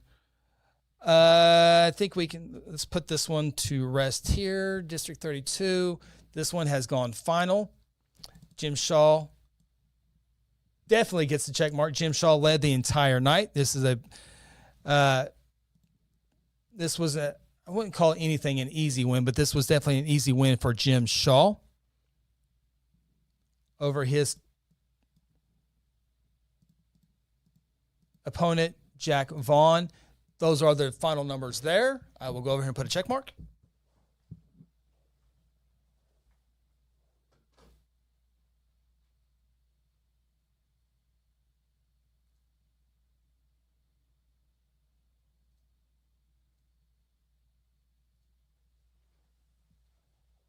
All right, there are the numbers for that. All right, looks like Molly wins. That is no surprise, Randy. Let's put that on there as well. Another victory for the Freedom Caucus. All right, Molly. Molly has nothing has changed in Molly's, but we're still waiting on that one precinct in. But we can put a check mark next to Molly.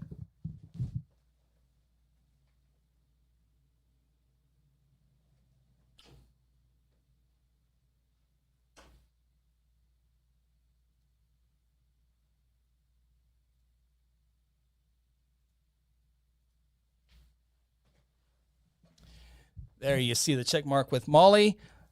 Let's go over here to 31. Let's get another check mark out.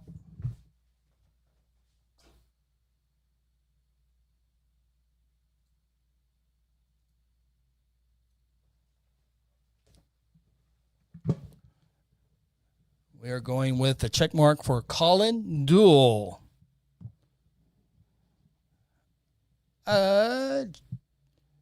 Jennifer Striegel. Looks like a little vacation time. New Mexico. Good for you guys. Wondering how it's going at home. Voted early. Thanks for the updates. Absolutely. Hope you're having a good time in New Mexico. I've driven through New Mexico, but never have stayed in New Mexico. Hopefully you've been able to pay a little bit of attention. If you have any questions directly, ask them. I can help you out there. Old man. Love Old Man. Carmen Grider always seems to be running against a tough incumbent.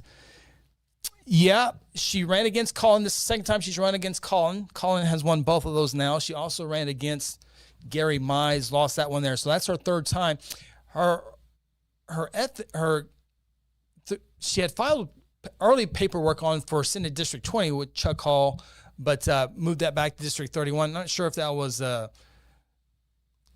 don't know. I'm not sure. It was a little surprised by that, but eventually went to District 31. So. Randy Lachey, Cindy Munson wins on governor nomination for Democrat. Thank you for that. I think we did that a little bit earlier, but that's good. A reminder, Cindy Munson will await the August runoff to see who her opponent will be come November. Oh, wow. Brody Jarnigan watching from Oregon. My youngest has a thing that he wants to go to Oregon, wants to go see the woods and all that. So, yeah, never been Oregon. Nope, never been to Oregon. So I bet Brody's getting ready for some golf tournament coming up here pretty soon as well. Just a guess. All right, let's check these numbers one more time. See if we have final numbers for Chuck and Colin. If not, we'll look at some other numbers. I do want to get those numbers finalized. Nothing final for Chuck yet. And nothing final for Colin yet, although we did call them victories for them. Let me get a check mark for Chuck Hall.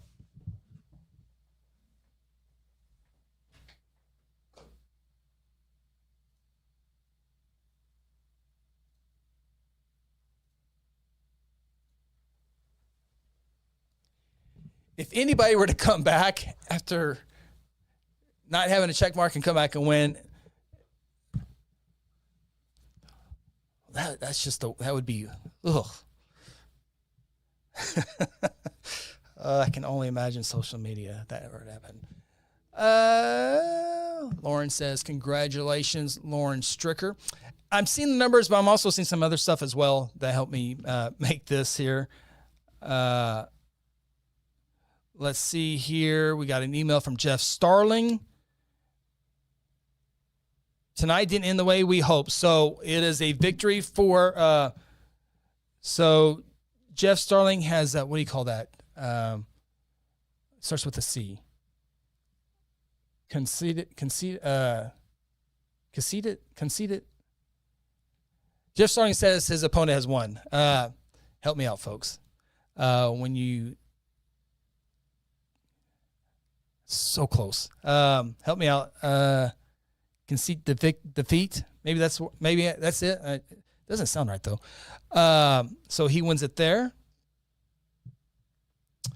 JC, I want to see you hand out early check marks at the golf tournament. I gotta see who those D-mans are. Those are the D guys are the ones who make the team. Concede. Thank you. Thank you, Miss Jill. Thank you, Randy. Thank you. Man, everyone's watching on a little vacation. Lauren's watching from Big Cedar Lodge. Man, you guys are concede. Thank you, Gary, Gina. Thank you, guys. I knew I had some help. All right, let me do one more update here. See if we have an update for Colin, and if not, we can go into some other races kind of. All right, Chuck Hall, still nothing there final yet. Still nothing final in District 28. The one that had 60 votes difference, this one. Still waiting on that final precinct. Man, you're winning the entire night. Grant Green had more absentee mail votes. He won that one by 27 votes. Robert Trimble did have more early votes than Grant Green. And right now, Grant Green has won more election day votes, but it's less than 100, so that one will be close.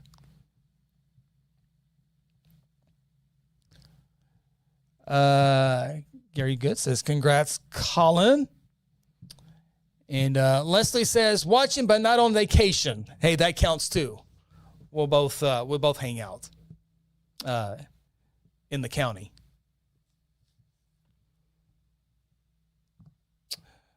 Okay, let's look at some other races here real quick as we finalize those numbers here.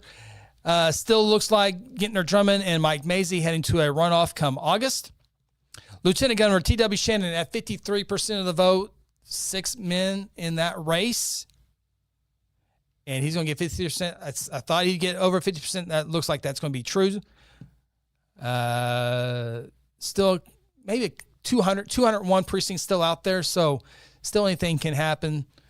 Jeff Starling has conceded to John Eccles. So John Eccles is the next Attorney General for the state of Oklahoma. He'll take office in January. January 20th, I believe, is the day. State Treasurer Cindy Byrd. Well, I take that back. I think there might be a Democrat for Attorney General. I can tell you in 2 seconds. Governor, Lieutenant, Attorney General. Yes. So John Eccles will go to November, and he will face Nick Coffey for the election in November. So I got a little ahead of myself there. I caught myself. Okay. State Treasurer Cindy Byrd, 61.5% of the vote with about 201 precincts left. Looks like a good night for Cindy Byrd, who has termed out as state auditor, as I mentioned earlier. Now looks like she will be the next state treasurer. State Superintendent of Public Instruction. Robert Franklin still at 22% of the vote. Next would be James Taylor at 19.79%, although John Cox is at 18.53, still 201 precincts. So Robert Franklin looks like he's headed to the runoff against either John Cox or James Taylor. Commissioner of Labor, John Pfeiffer, Logan County, John Pfeiffer, still a Logan County state representative until January, but he's in second place right now to Kevin West. Kevin West with almost 42% of the vote, not enough to get the victory tonight. So Kevin West and John Pfeiffer will head to a runoff in end of August. Insurance commissioner thought it'd come down to Marty Quinn and Bob Sullivan, and that's exactly what happened tonight. Bob Sullivan, who I watched the insurance commissioner debate. I ranked Bob Sullivan number 1 after that debate and Marty Quinn number 2 after that debate. And those two will be heading off to the runoff in August. Corporation Commissioner Brad Bowles with 55% of the vote right now. And those are the statewide that I have of note. There's obviously other races out there. Let me see if there's an update on Chuck and Colin. It's probably the one precinct we're waiting on because there's one on each one. I don't know what. Well, it would have to be almost Logan. Yeah, it has to be one of the Logan County precincts not coming in.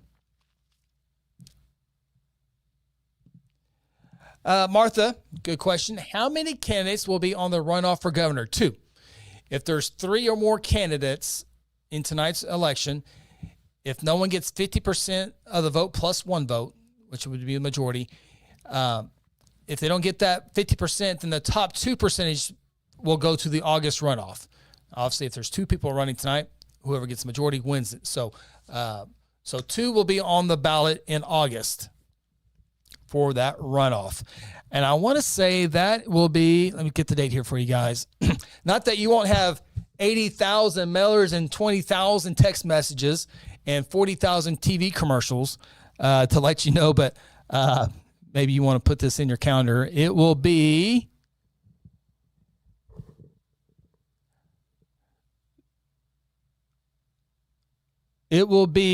August 25th.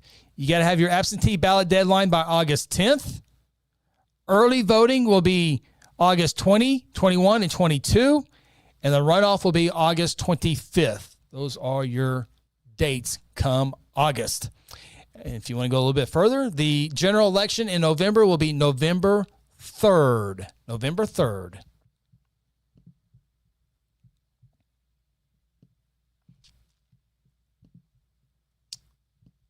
I appreciate all these questions and comments. It really helps the show out a whole lot. And it'll be a lot easier next time because there won't be as many races and I don't have to punch as much. But these are always fun to go back and forth on. Okay, we have the final numbers here for Senate District number 20, which is Chuck Hall, which according to Jason King, Chris Evans called that earlier tonight. But here will be the final number on that race. So this is the one we're talking about right now. Here are the final numbers coming up here in just 1 second. 67.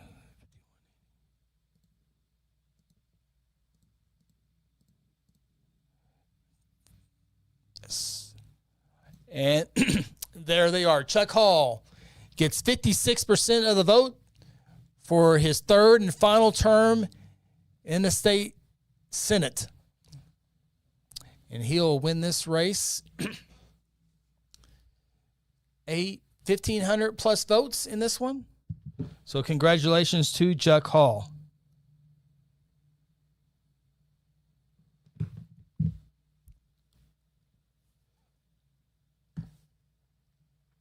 All right. See if this Senate District 20. Oh, wrong. I got too many computers working here. District 28 is still stuck on this one. 60 vote difference with 1 precinct to go. That needs to hurry up and get here. And there's no update on the call and duel, although we have called that tonight.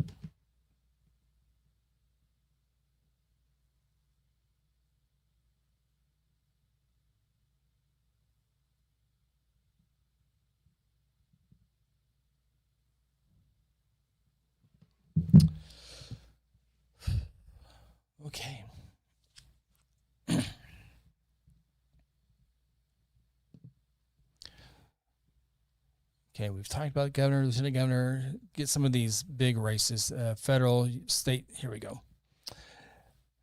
Kevin Hearn, as we said, has won 69% of the vote for state senator, U.S. state senator.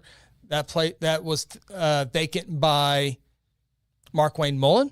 So Kevin Hearn goes from the state U.S. representatives to the U.S. State Senate.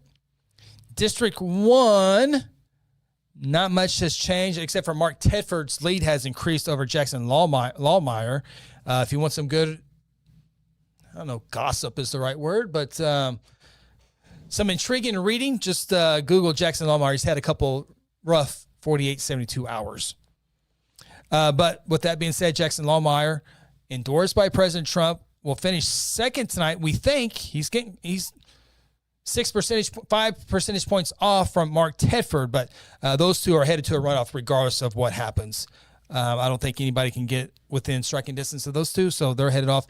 U.S. State Representative District 2 goes to Josh Breachin. No surprise there over Will Webb. He got almost 80% of the vote. Frank Lucas, over 70% of the vote for District 3. He's headed back. District 4, Tom Cole, almost 72, a little over 71% of that. He will win that as well. So no surprises in the big races. No surprises in the big races.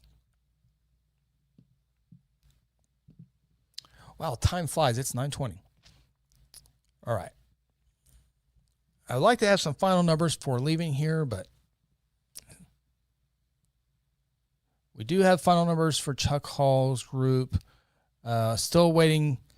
Colin Dool, Carmen Greider, final numbers coming in. 32, Jim Shaw, those numbers are all in. Molly Jenkins, we can put those numbers officially here as well. District 33, Molly. Here we go. So all 18 precincts are in. Get that in here real quick.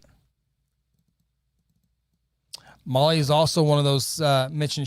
This is her second election that she's won. She also knocks a lot of doors as well. She's very active out there in the Coyle area.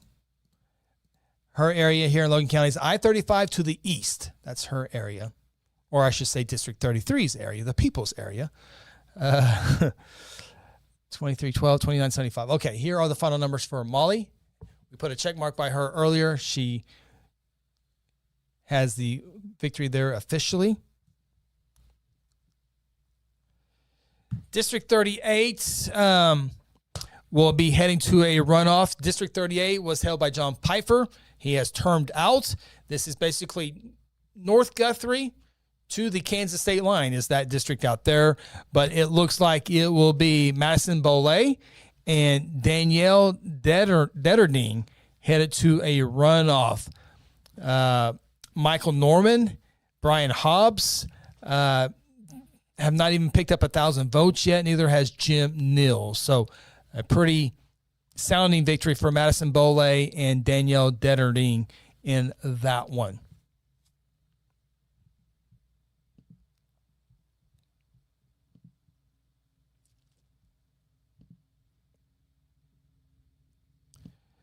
State question 832, 56% still on the no vote, and about 43.5% yes votes on that one. So let's update those numbers just so we can have it on the screen. Yes votes.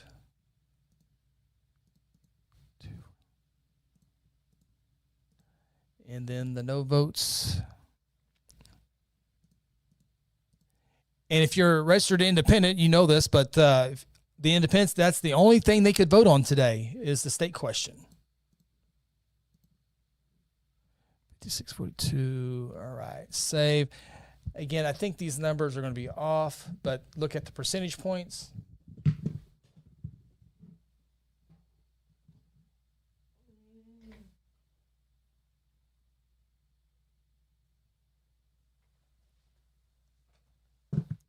Those are the percentage votes for state question 832. That would raise the minimum wage from $7.25 to eventually $15 an hour over a course of to 2029, but it looks like that will fail tonight. That is update the precincts numbers. Those are drastically different. 1815. There we go. That graphic is officially updated there.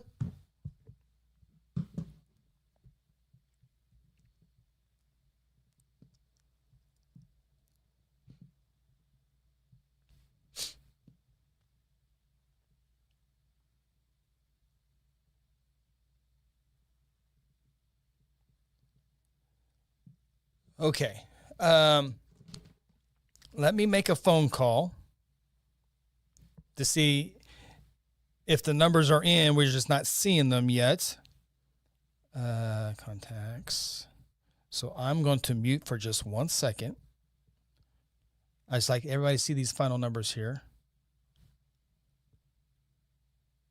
So stand by 1 second.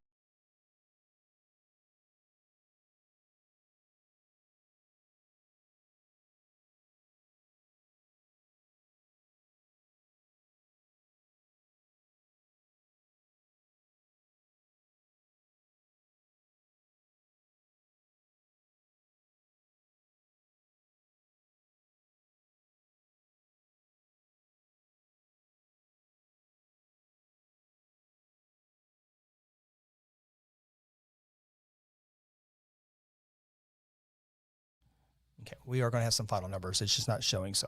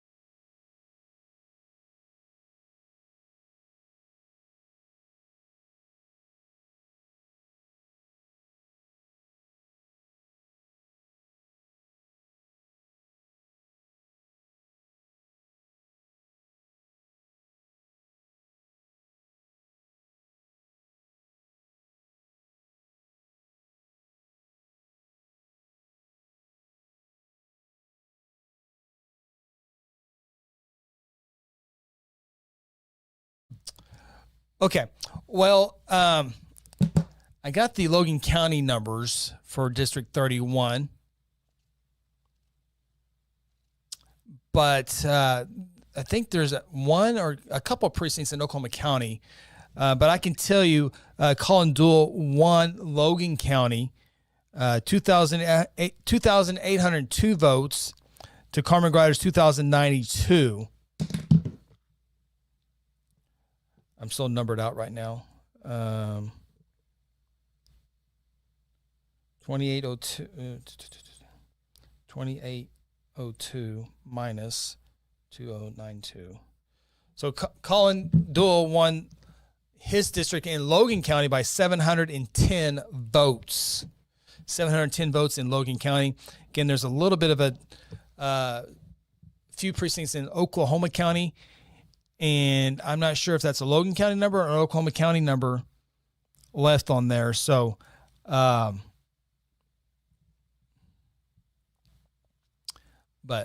okay, so let's do this. Let's look at the numbers one last time, and then we'll call it a show, and we'll come back and do this again in August. Okay, so here we go. One final time. Hopefully that last precinct comes in for District 31, also Senate District 28. We'll see if that one's That's the 60 vote difference there. All right, yeah. There are 2 precincts. I knew it was 1 or 2, but there are 2 precincts in there. So here we go. It looks like it will be Gintner Drummond winning the popular vote today. Right now, there's still 140 some odd precincts out there. So, but Gintner Drummond right now, 96,000 plus votes. Mike Mazie, 95,000 plus votes right now.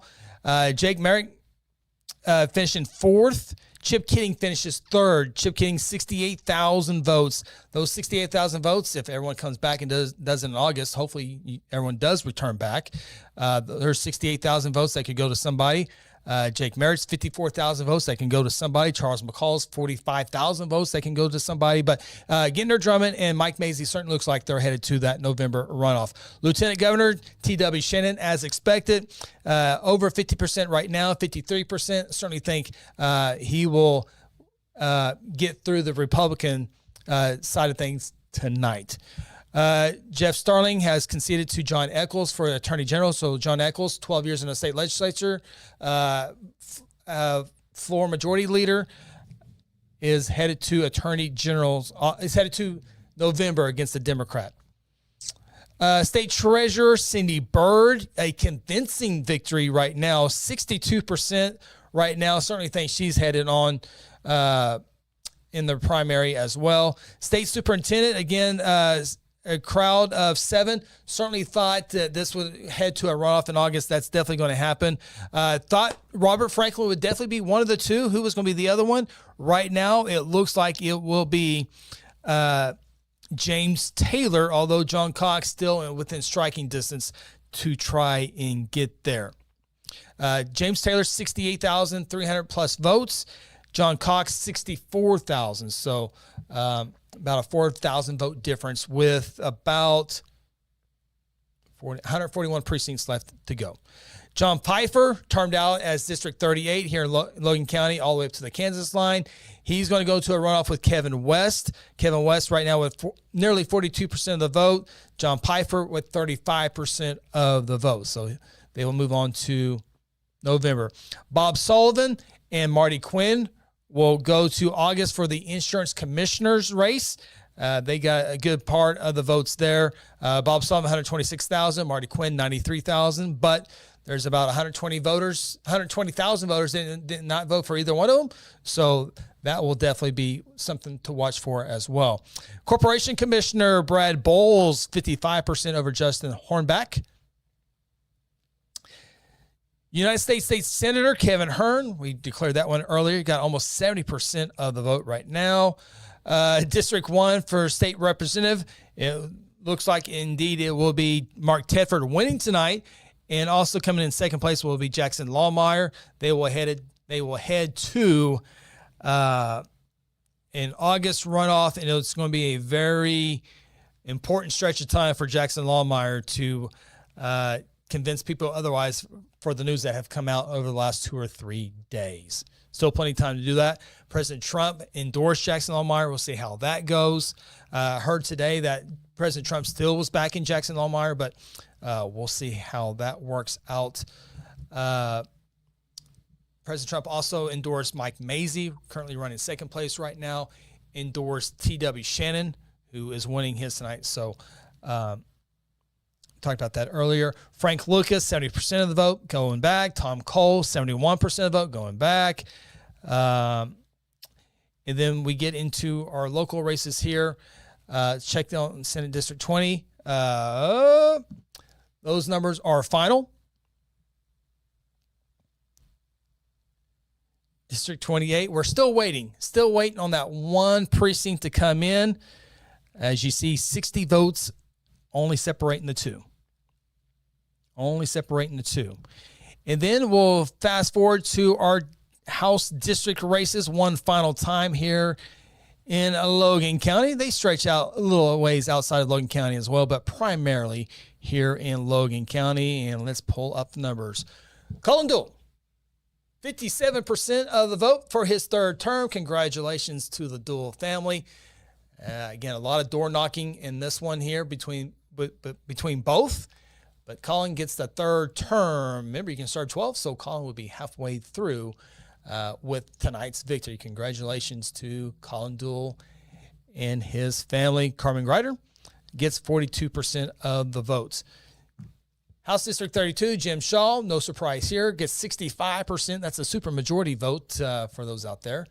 No surprise there.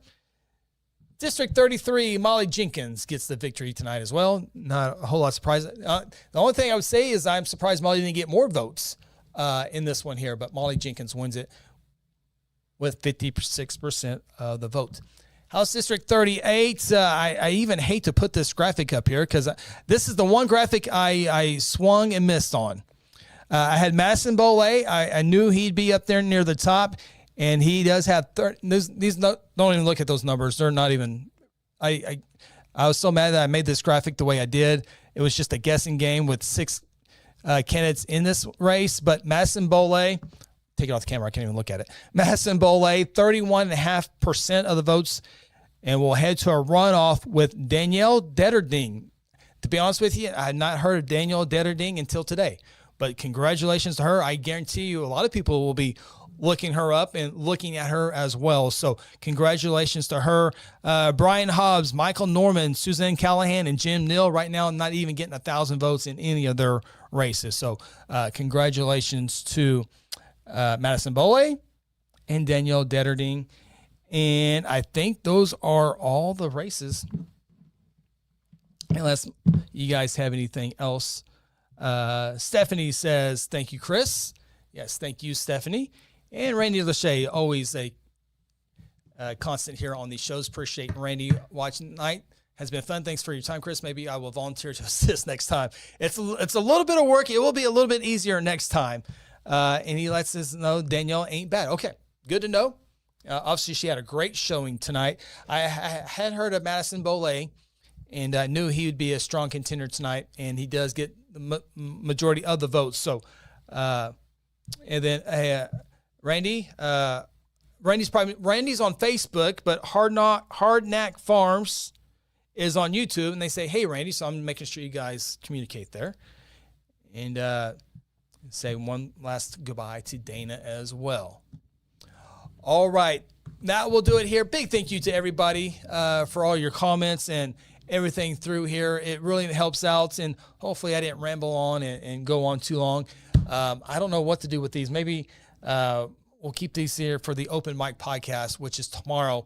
We'll talk about tonight's races and some other stuff on Second Banana Media. So if you're watching on YouTube or Facebook, Second Banana Media is a podcast network on Facebook and YouTube. Subscribe, like those that we don't mind. We have a variety of different podcasts on those channels as well. Maybe one of those that you might like. So big thank you if you do that. Give a thumbs up, like, share, all that great stuff. Appreciate everybody. And congratulations to all the winners.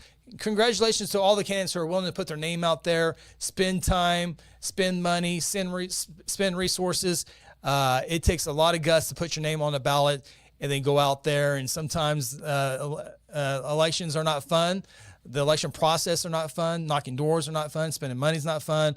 But they were able to do that as well. Big thank you to all of our workers at the election board, led by Shalene. They do a great job. They're counting ballots right now. I think they have to do it like 3 times, make sure everything is correct. And all the numbers that you see tonight, here's a disclaimer, all the numbers that you see tonight are unofficial. They will be certified by the election board on Friday. Make sure those numbers are correct in case there's any protests. I guarantee you that Senate District 28, they might want to make sure all the numbers are correct as well. But thank you to all the workers at the poll. They had to get there before 7 o'clock. They probably had to stay till after 7 o'clock as well. So a big thank you to them for their work. And I'm glad they got a pay raise a year or 2 ago. I'm really glad they got that. So we are at it here. Hope everyone has a fantastic rest of the week. Hopefully I can join you guys on some of these vacations that you guys, we saw New Mexico, we saw Oregon, Big Lodge. So enjoy your vacation. I know one other person just got back from Florida. I hope they had a good time there, as Diane Vaughn watching as well. And thank you for that. So, all right, that will do it. Thank you guys. Have a great rest of the week. So long.